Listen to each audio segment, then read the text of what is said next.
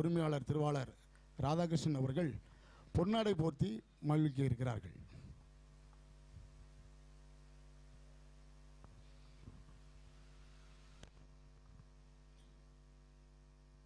எல்லாரும் கை தட்டலாம் சாருக்கு.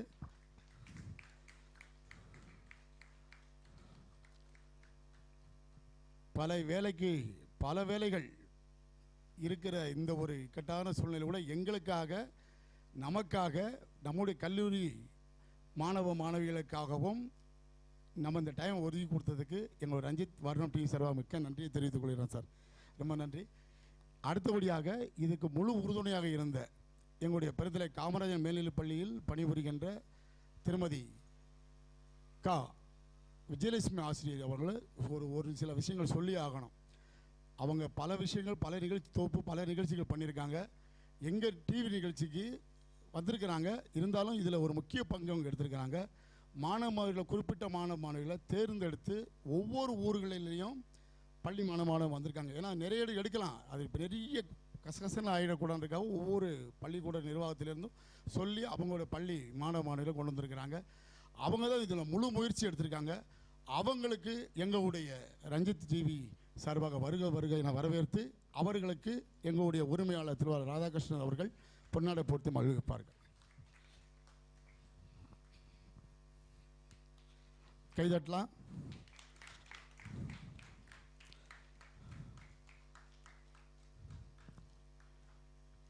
ரொம்ப நன்றி மேடம். அவர்களுக்கு விஜயலட்சுமி ஆசிரியர் அவர்களுக்கு எங்களுடைய ரஞ்சித் வர்ணம் ராகமலையின் சார்பாக மிக்க நன்றியை தெரிவித்துக் கொள்கிறோம். அவங்களுடைய பணி ரொம்ப சிறந்த பணி. எங்களுக்காக கொஞ்சம் ரிஸ்க் எடுத்துருக்காங்க. ஏன்னா அவங்க நிறைய வேலைகளுக்கு இடங்க பரீட்சை பேப்பர்லாம் திருத்த போனோம். சொன்னோடனே உடனே செஞ்சுருவோம் அப்படின்னாங்க. அவங்கள முழு ஒத்துழைப்பு கொடுத்ததுக்கு எங்களுடைய ரஞ்சித் வர்ணம் டிவி சார்பாக நன்றியை தெரிவித்துக் கொள்கிறோம். இப்போது விஜயலட்சுமி ஆசிரியர் அவர்கள் இந்த பள்ளி குழந்தைகளை ஒரு சின்ன ஒரு முன்னுரை கொடுத்து இன்ட்ரோடியூஸ் பண்ண இருக்காங்க. அவர்களை வருக என வரவேற்கிறோம். அனைவருக்கும் வணக்கம். சிகரம் தொடுவோம் என்ற நிகழ்ச்சியில் கலந்து கொள்ளவிருக்கும் மிக திறமையான மாணவர்களை இங்கே நான் அறிமுகப்படுத்துகின்றேன். பின்பு இம்மாணவர்கள் எங்கள் நல்லாசிரியர் டாக்டர் TN ராமசாமி ஆசிரியர் அவர்களிடம் தங்களுடைய சந்தேகங்களை கேட்டு தங்களுடைய மேற்படிப்பை தொடர்வதற்கும் மற்ற மாணவர்களுக்கு வழிகாட்டியாக அமைவதற்கும் வாழ்த்துக்களோடு ஆரம்பிக்கின்றேன்.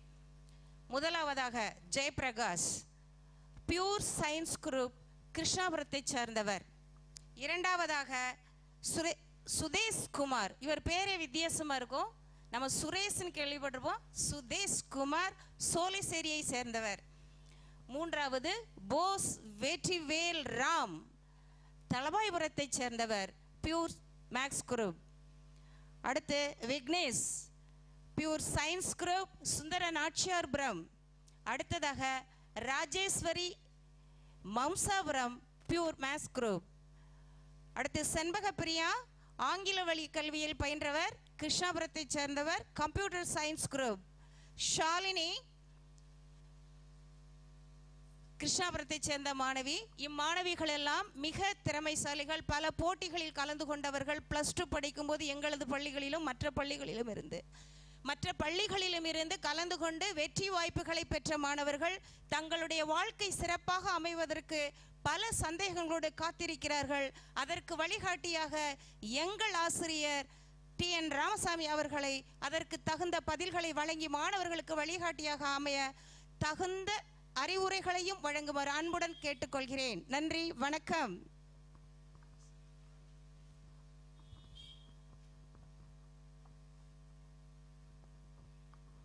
மிக சிறப்பான முன்னுரை. இந்த மாணவ மாணவியர்கள் பார்க்கும்போது எப்படி தெரியுது? சந்தோஷமாக இருக்குது. ஹாப்பியாக தானே இருக்கீங்க? ஹாப்பி? ஏன் டயர்டாக இருக்கீங்க? ஒரு பயம், பரீட்சை எழுதியிருக்கோம், எப்படி வருதோ அப்படின்னு பயமா? எதுவும் பயப்படாதீங்க. நீங்கள் கஷ்டப்பட்டு படிக்கலை, பார்க்கும்போது கவனமாக படிச்சிருக்கீங்க. கவனமாக படித்தா சக்ஸஸ் தானே? என்னம்மா சொல்கிறீங்க? கஷ்டப்பட்டவங்க யாராவது முன்னுக்கு வந்திருக்காங்களா? கிடையாது. கவனமாக உழைச்சவங்க தான் முன்னுக்கு வந்திருக்காங்க. உண்மை தானே? அப்புறம் நீங்கள் கவனமாக படிச்சிருப்பீங்க, சக்ஸஸ் தானே? ஒரு பயம் இல்லை, தைரியமாக இருக்கீங்கள? பெரிய ஆளெலாம் இருக்காங்க, தைரியமாக இருங்க. ஹாப்பியாக சிரிச்சமாக இருக்கலாம், கேஷுவலாக இருக்கலாம். ஓகே, ரொம்ப சந்தோஷம். முன்னுரை கொடுத்த ஆசிரியர் பெருந்தை அவர்களுக்கு எங்களுடைய ரஞ்சித் டிவியின் சார்பாக நன்றியை தெரிவித்துக் கொள்கிறோம். நிகழ்ச்சிக்கு நேராக போயிடலாம். எங்களுடைய அழைப்பினை ஏற்று வந்த எங்களுடைய மரியாதைக்குரிய பாசத்துக்குரிய எங்களுடைய ஆசான் திருவாளர் TN ராமசாமி ஆசிரியர் அவர்களை இந்த கேள்வி கணைகளை அவங்க தொடுக்கிறாங்க, பதில் கொடுக்கட்டும். அதுக்கு முன்பாக ஒரு சிறு முன்னுரையை வழங்க அன்புடன் வேண்டி கேட்டுக்கொள்கிறோம். அன்பிற்குரிய Ranjith TV, Varnam TV, Ranjith YouTube channel இதை பார்த்து கொண்டிருக்க அனைத்து நேயர்களுக்கும், உலகத்திற்குரிய அத்துணை நேயர்களுக்கும் அன்பு கலந்த வணக்கத்தை தெரிவித்துக் கொள்கிறேன். உங்கள் TNR. அன்பு நேயர்களே, நாளைக்கு காலையில் 9:30க்கு +2 ரிசல்ட் வர இருக்கிறது. மார்ச் 13ஆம் தேதி துவங்கி ஏப்ரல் 3ஆம் தேதி வரைக்கும் +2 தேர்வு நடைபெற்றது. 8.17 லட்சம் மாணவ செல்வங்கள் தேர்வு எழுதினார்கள். அதில் உங்களுக்கு ஏற்கனவே தெரியும், அந்த 13ஆம் தேதி முடிஞ்சு 14ஆம் தேதி காலையிலேயே உங்களுக்கு தகவல்கள் கிடைச்சது. 50,000 மாணவர்கள் தேர்வு எழுதவில்லை. எப்படி அப்படின்னு எல்லாரும் கேட்க ஆரம்பிச்சாங்க. ஏன்னா இப்போ இருக்கக்கூடிய இந்த +2 எக்ஸாமினேஷன் இந்த எழுதிய ஸ்டூடெண்ட்ஸ் எல்லாருமே 11th எக்ஸாம் எழுதுறாங்க. ஆனால் 10th எக்ஸாமோ அல்லது 9th எக்ஸாமோ எழுதாதவங்க. 10th எக்ஸாம் அப்படிங்கிறத கவர்மெண்ட் ஃபேஸ் பண்ணக்கூடிய இந்த 10th எக்ஸாம் அவங்க ஃபேஸ் பண்ணலை. அது மாதிரி அதுக்கு முன்னாடி உள்ள 9th எக்ஸாம் ஃபேஸ் பண்ணலை. அதனால ஒரு பயம். அதனால என்னடா how to face the 12th exam அப்படிங்கிற மாதிரி ஒரு பயத்தினாலையும் ஒரு சில ஸ்டூடெண்ட்ஸ் அந்த 50,000 ஸ்டூடெண்ட்ஸ்னு சொல்கிறாங்க. அந்த ஸ்டூடெண்ட்ஸ் அந்த எக்ஸாம் எழுதலை அப்படின்னு சொல்கிறாங்க. ரைட். இதெல்லாம் முடிஞ்சதுக்கு அப்புறம் 79 தேர்வு மையங்களில் அதாவது தேர்வு விடைத்தாள்கள் பூரா திருத்தப்பட்டு அதை CE திருத்துவாங்க. அப்புறம் SO கூட இருந்து அதுக்கப்புறம் AEs எல்லாமே திருத்தி முடிச்சு எல்லாம் முடிஞ்சது. மார்ச் 5ஆம் தேதி உங்களுக்கு ரிசல்ட் போட வேண்டியது. ஆனால் இன்று இந்த மார்ச் 7ஆம் தேதி இந்த 7ஆம் தேதி இந்த மே 5ஆம் தேதி ரிசல்ட் போட வேண்டியது. ஆனால் இந்த மே 7ஆம் தேதி நீட் தேர்வு எழுத போகிற ஸ்டூடெண்ட்ஸுக்கு அந்த ரிசல்ட் வந்ததுக்கப்புறம் சில பேருக்கு மார்க் குறைஞ்சிருச்சுன்னா மன உளைச்சல் வந்துடுமே அப்படிங்கிறதுக்காக இந்த தமிழ்நாடு அரசு மாணவ செல்வங்கள் மீது அக்கறை உள்ள காரணத்தினால் இந்த தேர்வு முடிவுகளை நாளைக்கு காலை 9:30க்கு அறிவிக்க போகிறாங்க. உங்களுக்கு எல்லாருக்கும் தெரியும். அதில் நம்ம ஊரை பொறுத்த மட்டும் அல்லது நம்ம ஸ்கூலை பொறுத்த மட்டும், அது நம்ம தமிழ்நாட்டை பொறுத்த மட்டும், அது குறிப்பாக விருதுநகர் கல்வி மாவட்டத்தை பொறுத்த மட்டும் அனைத்து மாணவர்களுமே தேர்வில் வெற்றி பெறுவார்கள் என்பது மிக மிக எல்லோருக்கும் தெரிந்த செய்தி. ஏன்னா நமக்கு தெரியும், ஒரு 25 வருடமாக தமிழ்நாட்டிலேயே முதலாவதாக அதிக மதிப்பெண்களில் தேர்ச்சி பெற்ற மாவட்டம் அப்படின்னாலே விருதுநகர் மாவட்டம் தான். கல்வியில் சிறந்த கர்ம வீரர் காமராஜருடைய பிறந்த மாவட்டம். எனவே இந்த மாவட்டம் என்றைக்கும் நமது சிறந்த மாவட்டம் என்பதில் எந்த விதமான மாற்று கருத்தும் இல்லை. அதில் எந்த விதமான மாற்று கருத்தும் இல்லை. ஏன்னா நான் இந்த ஊரில் 33 வருடமாக பணிபுரிந்திருக்கிறேன். அதுக்கப்புறம் பணிபுரிந்து ஓய்வு பெற்று 6 வருடங்கள் ஆன பின்பு கூட இன்னும் இந்த கல்வியை பற்றி பல்வேறு விதமான சிந்தனைகளை மனதில் தேக்கி வைத்த காரணத்தினால் தான் அழைத்தவுடன் மாணவ செல்வங்களுக்கு கல்வியை பற்றிய முழுமையான செய்திகள் எல்லோருக்கும் போய் சேர வேண்டும் என்ற ஒரே ஒரு ஆதங்கத்தில் தான் இங்கு வந்திருக்கின்றேன். மாணவ செல்வங்களை ஒவ்வொருத்தரும் மனசில் வச்சுக்கோங்க, வேற எதுவுமே வேண்டாம். டேக் ஹோம் மெசேஜ் என்று சொல்வது போல என்னன்னா, கல்வி ஒழுக்கம் என்ற இரண்டையும் 2 கண்களாக பாவித்தோம் என்றால், கல்வி ஒரு கண், ஒழுக்கம் ஒரு கண் என்ற 2 கண்களையும் பாவித்தோம் என்றால் நம் வாழ்க்கையில் எப்பவுமே ஜெயிக்கலாம், எப்படினாலும் ஜெயிக்கலாம். சார் சொன்னபடி என்னன்னா, இஷ்டப்பட்டு கஷ்டப்பட்டோம் என்றால் ஜெயித்து விடலாம்.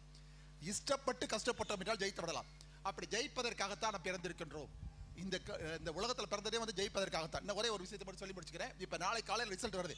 இப்போ எல்லா ஸ்டூடெண்ட்ஸும் தயவு செய்து என்ன வச்சுக்கணும் அப்படிங்கிறத முதல்ல வச்சுக்கோங்க. அதுக்கப்புறம் நான் மற்ற செய்திகளை சொல்கிறேன். இப்போ எல்லா ஸ்டூடெண்ட்ஸும் தயவு செய்து அவங்களுடைய பேரண்ட், இதை பார்த்து கொண்டிருக்கக்கூடிய பேரண்ட்டும் முதல்ல கவனிச்சுக்கோங்க. என்ன அப்படின்னா, உங்களுடைய பையனுடைய கலர் ஃபோட்டோ, ஒரு பாஸ்போர்ட் சைஸ் ஃபோட்டோ, ஒரு 10 பாஸ்போர்ட் சைஸ் ஃபோட்டோ ரெடி பண்ணி வச்சுக்கோங்க. 5 அதாவது ஸ்டாம்ப் சைஸ் ஃபோட்டோ ரெடி பண்ணி வச்சுக்கோங்க. அதே மாதிரி அந்த ஃபோட்டோவை PDF ஃபார்மேட்லையும் ரெடி பண்ணி வச்சுக்கோங்க. அதை தவிர ரிசல்ட் வந்ததுக்கப்புறம் அந்த மார்க் ஷீட்டை ஜெராக்ஸ் எடுத்து வச்சுக்கோங்க. கம்யூனிட்டி சர்டிஃபிகேட், அதை தவிர contact certificate, income certificate, Aadhaar certificate, Aadhaar card வச்சுருப்பீங்க. அதே மாதிரி பேன் கார்டு. சில ஸ்டூடெண்ட்ஸு காலேஜில் சேர போகிறீங்கன்னா அந்த சேர போகிற காலேஜில் என்ன செய்கிறாங்க அப்படின்னா, இப்போ உங்களுக்கு தெரியும், நம்முடைய தமிழ்நாடு அரசினுடைய முதல்வர் பெண் கல்வியை ஊக்குவிப்பதற்காக மாதம் அவங்களுக்கு 1000 ரூபாய் போடுவதாக சொல்லியிருக்கிறார்கள். உங்களுக்கு தெரியும். ஆக அந்த அது என்னன்னா, உங்களுடைய சென்ட்ரலைஸ்டு பேங்க், அதாவது அங்கீகரிக்கப்பட்ட வங்கிகள் மட்டும்தான் சேர முடியும். அப்போ அங்கீகரிக்கப்பட்ட வங்கி, ஃபார் எக்ஸாம்பிள் ஸ்டேட் பேங்க், நம்ம ஊரில் கூடிய கனரா பேங்க், இந்த மாதிரி உள்ள பேங்க்கில் அக்கௌண்ட் ஓப்பன் பண்ணி அவருடைய ஃபர்ஸ்ட் பேஜ் ரெடி பண்ணி வச்சுக்கோங்க. இதை தவிர நேட்டிவிட்டி சர்டிஃபிகேட். சில ஸ்டூடெண்ட்ஸ் என்னன்னா, மெடிசின் இந்த மாதிரி போகணும் அப்படின்னா தமிழ்நாட்டை சேர்ந்த மாணவியா அல்லது வெளி மாநிலத்தை சேர்ந்த மாணவியா என்பது தெரிய வேண்டும். அதற்காக நேட்டிவ் சர்டிஃபிகேட், இந்த மாதிரி சர்டிஃபிகேட்ஸ் பூராத்தையும் பேரண்ட்ஸ் நல்லா கவனிச்சுக்கோங்க, பார்க்கக்கூடிய ஸ்டூடெண்ட்ஸ் நல்லா கவனிச்சுக்கோங்க.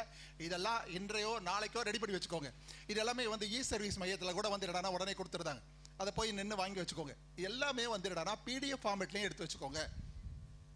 PDF ஃபார்மேட்டில் எடுத்து வச்சுக்கோங்க. எடுத்து வச்சிட்டீங்கன்னா உங்களுக்கு வசதியாக இருக்கும்.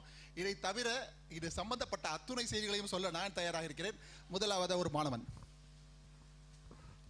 வணக்கம் சார், நான் வந்து மேக்ஸ் குரூப் எடுத்திருக்கேன். இன்ஜினியரிங் படிக்கலாம்னு எனக்கு ஆசை. ஸோ எதிர்காலத்தில் என்ன மாதிரியான கோர்சஸ்க்கு வாய்ப்புகள் அதிகமாக இருக்கும், அந்த மாதிரியான இன்ஜினியரிங் கோர்சஸ் பற்றி கொஞ்சம் சொல்லுங்கள் சார். நன்றி. தம்பி வந்து என்னன்னா இன்ஜினியரிங் கோர்ஸ் பற்றி ரொம்ப அருமையாக கேட்டார். இந்த இன்ஜினியரிங் கோர்ஸை பொறுத்த மட்டும் வந்து பார்த்தீங்கன்னா, இப்போ டைரக்டர் ஆஃப் டெக்னிக்கல் எஜுகேஷன் அப்படிங்கிற வரமைப்பில் இருந்து வந்து சில நாட்களுக்கு முன்பு தான் வந்து அதற்குரிய அதிகாரப்பூர்வமான விளம்பரம் வந்து விட்டது. 5/5/2023 ஆன்லைன் ரெஜிஸ்ட்ரேஷன் பண்ண சொல்லியிருக்கிறாங்க. 2 நாளைக்கு முன்னாடி. இந்த 5/5 ஆன்லைன் ரெஜிஸ்ட்ரேஷன் பண்ணும்போது அப்படின்னா வந்து பார்த்தீங்கன்னா ஆட்டோமேட்டிக்காக உங்களுடைய நேம்லேருந்து எல்லாமே ஆன்லைன் ரெஜிஸ்ட்ரேஷன் பண்ணிடலாம். இதுக்கு கூட வந்து பார்த்தீங்கன்னா ஒரு இமெயில் அட்ரஸ் கூட இருக்குது. லாஸ்ட் டேட் வந்து என்னன்னா 4/6/2023, அதாவது ஜூன் 6 தான் வந்து என்னன்னா லாஸ்ட் டேட்டை வச்சிருக்கிறாங்க. இப்போ இந்த ஆன்லைனில் பண்ணுறது அப்படின்னா மொத்தத்தில் வந்து ஒரு 442 இன்ஜினியரிங் காலேஜ் இருக்குது தமிழ்நாடு முழுக்க. அண்ணா யூனிவர்சிட்டி, அது தவிர வந்து ஒவ்வொரு யூனிவர்சிட்டியில் இருக்கக்கூடியது மொத்தத்தில் வந்து டைரக்டர் ஆஃப் டெக்னிக்கல் எஜுகேஷனில் 446 இன்ஜினியரிங் காலேஜ் இருக்குது. இந்த 446 இன்ஜினியரிங் காலேஜில் சில இன்ஜினியரிங் காலேஜில் அது எஸ்பெஷலி ஃபார் கொரோனா பீரியடில் சில ஸ்டூடெண்ட்ஸ் எல்லாம் சேரலை அப்படிங்கிறதுனால ஒரு 16 இன்ஜினியரிங் காலேஜில் ஒரு ஸ்டூடெண்ட்ஸ் கூட சேரலை. அது போக மீறி உள்ள இன்ஜினியரிங் காலேஜஸ்லையும் பார்த்தீங்கன்னா காலேஜில் சேரணும் அப்படின்னு நினச்சிங்கன்னா கன்வென்ஷனல் குரூப் அப்படின்னு 5 சொல்கிறாங்க. ஒன்று ஃபார் எக்ஸாம்பிள் வந்து ECE electronics and communication engineering, EEE electronics and electrical engineering, mechanical engineering, civil engineering and other one இஸ்கார்டு வந்து IT என்று அழைக்கப்படக்கூடிய இன்ஃபர்மேஷன் டெக்னாலஜி. இதெல்லாம் வந்து கன்வென்ஷனல் கோர்ஸ் அப்படின்னு பேர். இது வந்து ஒவ்வொரு குரூப்புக்கும் வந்து மினிமம் ஒரு 60 ஸ்டூடெண்ட்ஸ் சேர்த்துக்கிடுவாங்க. இந்த இதில் வந்து எந்த காலேஜில் எந்த ஃபேக்கல்ட்டியில் எல்லா இடத்துலையும் ஃபேக்கல்ட்டி மெம்பர்ஸ் கரெக்டாக இருக்கிறாங்களா, அதாவது பாடம் நடத்துறதுக்கு ஆசிரியர்கள் முழுசாக இருக்கிறாங்களா, அவங்க எல்லாருமே வந்து டாக்டரேட் முடிச்சவங்களா இருக்கிறாங்களா, PhD முடிச்சவங்களா இருக்கிறாங்களா,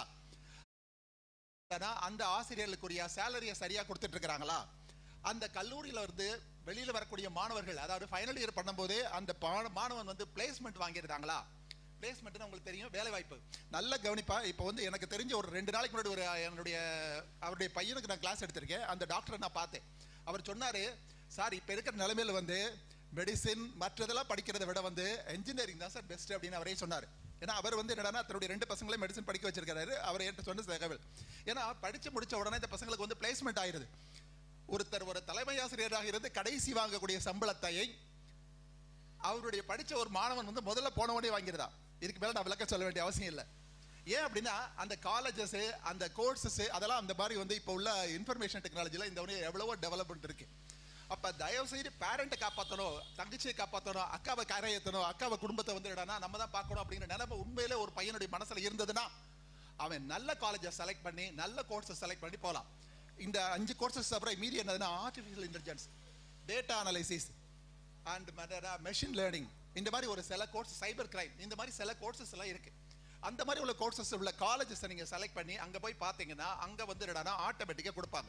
இதுல இன்னொன்னு கேட்டீங்க கவுன்சிலிங்னா என்னன்னு. நான் இப்ப சொன்ன பாத்தீங்களா, அந்த டேட் முடிஞ்ச உடனே லாஸ்ட் டேட் முடிஞ்ச உடனே மார்க் பேசிஸ்ல இப்ப இந்த இன்ஜினியரிங்கை பொறுத்த மட்டும் நீட் எல்லாம் கிடையாது.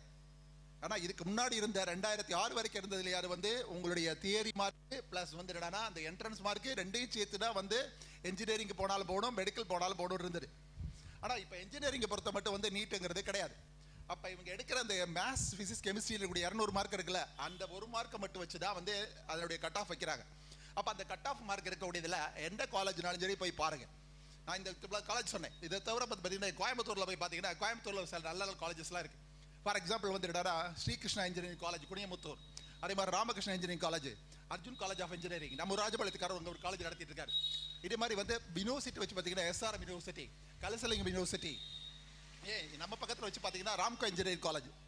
இது வரைக்கும் நடத்தாம வந்து என்னடா ஆரம்ப காலத்திலே பாலிடெக்னிக் ஆரம்பிச்சவங்க 2016 தான் வந்து இன்ஜினியரிங் காலேஜ் ஆரம்பிச்சாங்க. நமது தொழில் தந்தை என்று அழைக்கப்படக்கூடிய PRR ஐயா அவங்க.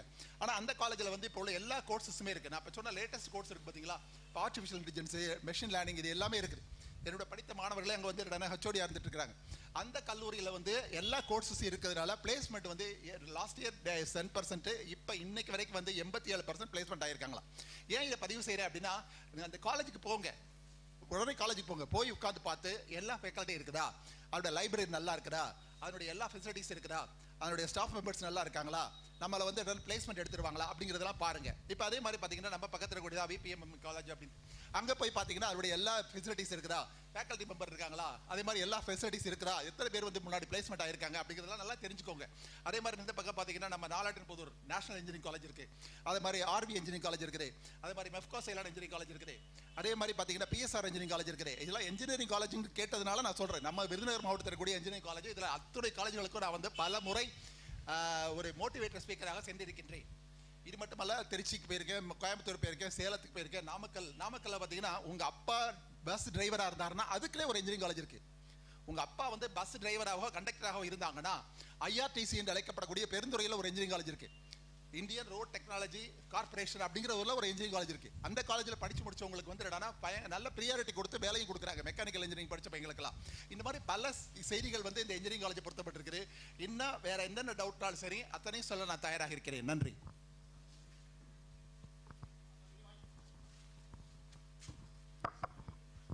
வணக்கம் சார், நான் வந்து பயாலஜி குரூப் எடுத்திருக்கேன். எனக்கு மெடிக்கலில் படிக்கணும்னு ஆசை.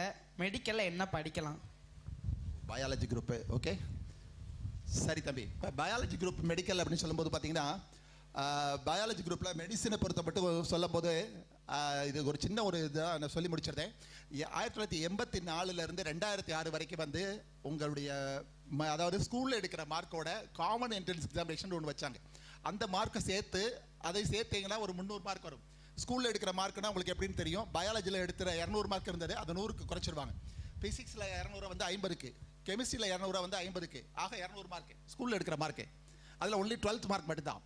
அதுக்கப்புறம் வந்து பார்த்தீங்கன்னா காமன் என்ட்ரன்ஸ் எக்ஸாமினேஷன் அப்படின்ட்டு 1984 அன்றைய முதல்வராக இருந்த மருதூர் கோபாலமேனன் ராமச்சந்திரன் என்ற எம்ஜிஆர் அன்றைக்கு கொண்டு வந்தார். இந்த மாதிரி வந்து காமன் என்ட்ரன்ஸ் எக்ஸாமினேஷன் என்ற பொது நுழைவுத் தேர்வு அப்படிங்கிறத. அதில் வந்து பார்த்தீங்கன்னா 35 கொஸ்டின் கெமிஸ்ட்ரியில், 35 கொஸ்டின் ஃபிசிக்ஸில், 35 கொஸ்டின் பயாலஜியில், ஆக மொத்தம் எவ்வளோ வருது? 35 எவ்வளவு? 105 கொஸ்டின் வருது. ப்ளஸ் ஒரு 15 கொஸ்டின் வந்து என்னன்னா பொது அறிவு சம்மந்தப்பட்ட கொஸ்டின். அது வந்து மெடிக்கல் விரும்புனீங்கன்னா உங்கள் மெடிசனுக்கு அதாவது ஒரு மெடிக்கல் ஓரியன்ட் கொஸ்டினாக இருக்கும். இப்போ நீங்கள் வந்து பார்த்தீங்கன்னா ஒரு டாக்டர் வந்து ப்ரிஸ்கிரிப்ஷன் போடுவார், அந்த R போட்டு கீழே வந்து X போடுற மாதிரி இருக்கும். டாக்டருடைய ப்ரிஸ்கிரிப்ஷன் பார்த்தீங்கன்னா மெடிக்கல் ரிப்போர்ட்டில் இருக்கும். அதுக்கு என்ன அர்த்தம் தெரியுமா? R போட்டு கீழே கோடு போடுவாங்க. அதுக்கு என்ன அர்த்தம்னா டு டேக்னு அர்த்தம். TO2 TAKE டேக்கரை எடுத்துக்கொள்ளுங்கள், நான் ப்ரிஸ்கிரைப் பண்ணக்கூடிய இந்த மாத்திரையை நீங்கள் எடுத்துக்கொள்ளுங்கள் அப்படிங்கிறத ஆரம்ப காலத்தில் வந்து என்னன்னா ப்ரிஸ்கிரைப் பண்ணது அது. ஆக இது இருக்குது சொல்ல வரேன்னா இந்த மாதிரி கம்யூனிகேஷனுக்காக வந்து என்னன்னா முதல்ல இந்த மாதிரி டாக்டர்ஸ்க்காக வந்து முதல்ல அவர் பண்ணார். ஆனால் அந்த 200 மார்க்கில் வந்து இந்த மொத்தத்தில் இருக்கக்கூடியதில் 300 மார்க்கில் 200 மார்க்கு தியரி மார்க்கு, இந்த 100 மார்க் காமன் என்ட்ரன்ஸுக்கு மார்க், இந்த ரெண்டு சேர்ந்து 300 மார்க்கை வச்சு தான் 298 மார்க்கா அவனுக்கு ஆட்டோமேட்டிக்காக மெடிசன் மெட்ராஸில் கிடச்சிடும், 291 மார்க்கா மதுரையில் கிடச்சிடும். இந்த மாதிரி இருந்தது. ஆனால் இது எல்லாமே 2006 முடிஞ்சது. 2006க்கு அப்புறம் வந்து 2017க்கு அப்புறம் தான் ஒரு புதிய திட்டம் உண்டானது, நீட் என்று அழைக்கப்படக்கூடிய. அவனுக்கு சொல்றதுக்காக சொல்கிறேன், இன்னைக்கு எல்லா பையன்களும் எழுதி இப்போ வெளியே வந்திருப்பாங்க. இப்போ அந்த நீட் எக்ஸாமினேஷன் அப்படிங்கிறது வந்து நேஷனல் எலிஜிபிலிட்டி என்ட்ரன்ஸ் டெஸ்ட் அப்படிங்கிற ஒரு இது. இதை நடத்துவது வந்து NTA என்று அழைக்கப்படக்கூடிய நேஷனல் டெஸ்டிங் ஏஜென்சி என்று அழைக்கப்படக்கூடிய ஒரு ஏஜென்சி. இவங்க என்ன பண்ணுறாங்கன்னா நீங்கள் தெரிஞ்சுக்கோங்க, அதாவது கெமிஸ்ட்ரியில் 45 question, physics 45 question, botany 45 question, zoology 45 question, ஆக மொத்தம் வந்து 90 180 கொஸ்டின். அந்த 180 கொஸ்டினுக்கு ஒரு கொஸ்டினுக்கு 4 மார்க்கு, ஆக 720 மார்க்கு. நான் சொன்ன மார்க் எப்படி முதல்ல வந்து வெறும் 100 மார்க் தான் சொன்னேன், இப்போ 720 மார்க்கு.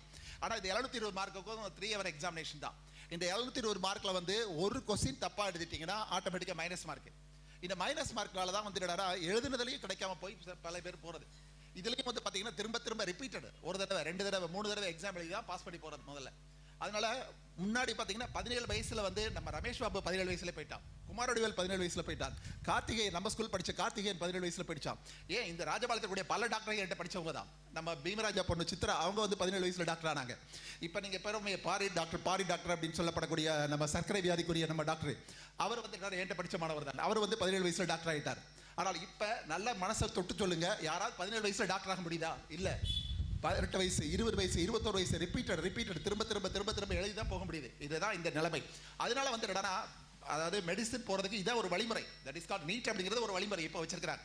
இந்த மெடிசன் தவிர இந்த மெடிசன் நாட் ஒன்லி MBBS மட்டுமல்ல, நான் அதையும் தெரிஞ்சுக்கோங்க. யார் அந்த கொஸ்டின் இனிமேல் கேட்க போனாலும் அதை தெரிஞ்சுக்கோங்க. பேச்சுலர் ஆஃப் சித்தாவாக இருந்தாலும் சரி, BSMS ஆக இருந்தாலும் சரி, BHMS பேச்சுலர் ஆஃப் ஹோமியோபதியாக இருந்தாலும் சரி, BAMS பேச்சுலர் ஆஃப் ஆயுர்வேதிக் மெடிசனாக இருந்தாலும் சரி, அதே மாதிரி வந்து BNYS bachelor of naturopathy and yogic science இதாக இருந்தாலும் சரி, இது எல்லாத்துக்குமே என்ன பண்றாங்கன்னா இந்த நீட் மார்க்கை வச்சு தான் எடுக்கிறாங்க. இந்த நீட் மார்க்கில் இந்த 720ல் 680க்கு மேலே இருந்தால் மெடிக்கல் காலேஜில் இடம் கிடைச்சிடும். அதில் வந்து 500, 350, அதாவது 300 இந்த மாதிரி குறைய தான் வந்து BDSக்கோ அல்லது வந்து இந்த மாதிரி சொன்னேன் இத்தனை மெடிக்கல் காலேஜுக்கும் இங்கே இடம் கிடைக்கும். இந்த மெடிக்கல் காலேஜ் வந்து கவர்மெண்ட்ல 2, 3 இருக்கு. இப்போ நீங்க பாத்தீங்கன்னா சித்தால வந்து பாளையங்கோட்டையில் ஒன்று இருக்குது, அரும்பாக்கம் என்ற சென்னையில் ஒன்று இருக்குது, மீதி எல்லாம் பிரைவேட் மெடிக்கல் காலேஜ். ஓகே, இதான் வந்து பயாலஜி படிச்சு மெடிசின் ஓரியன்டா போறதுக்கு இருக்கக்கூடிய நிலவரம்.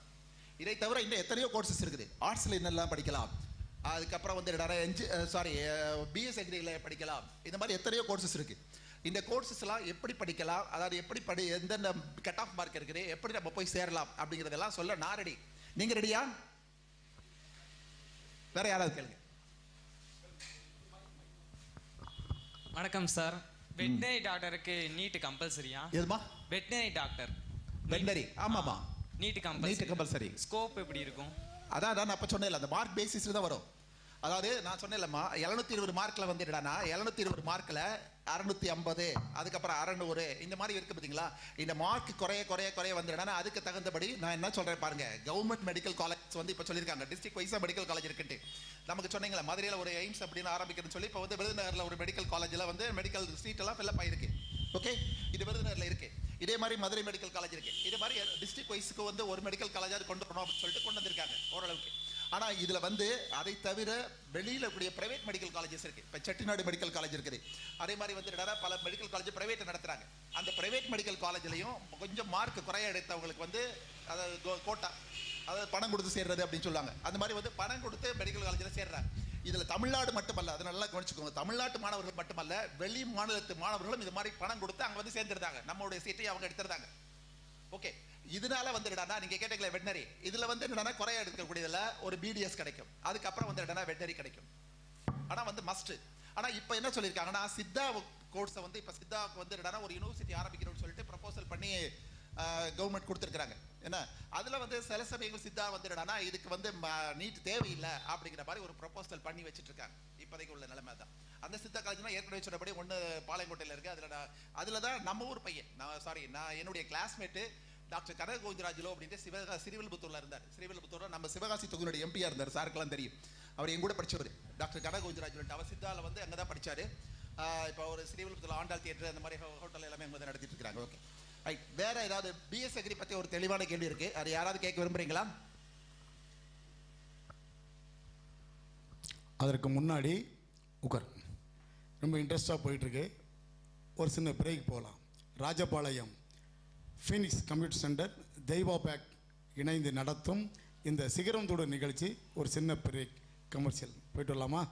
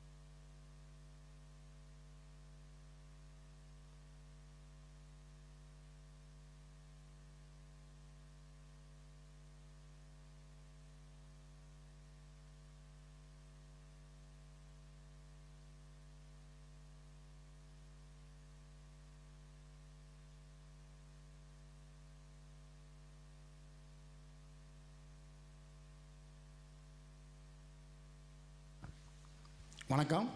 மீண்டும் நேரலையில் ரஞ்சித் டிவி பெருமையுடன் வழங்கும் Rajapalayam Deiva packs, Rajapalayam Phoenix community centre இணைந்து நடத்தும் இந்த சிகரம் தொடர் நிகழ்ச்சி மறுபடியும் தொடருது. மாணவர்கள் மிக சிறப்பான கேள்வியெல்லாம் கேட்டுக்கிட்டு இருக்காங்க. சிறப்பான அதற்கு மேலாக பதில் சார் சொல்லிகிட்டு இருக்காங்க. கவனமாக கேளுங்க. இன்னும் நிறைய கொஸ்டின் இருக்குது. கடைசியில் நம்மளும் கேள்வி கேட்போம். நீங்கள் என்ன நினைக்கிறீங்களோ அந்த கேள்வி நானும் கேட்பேன். சார் பதில் சொல்ல காத்திருக்காங்க.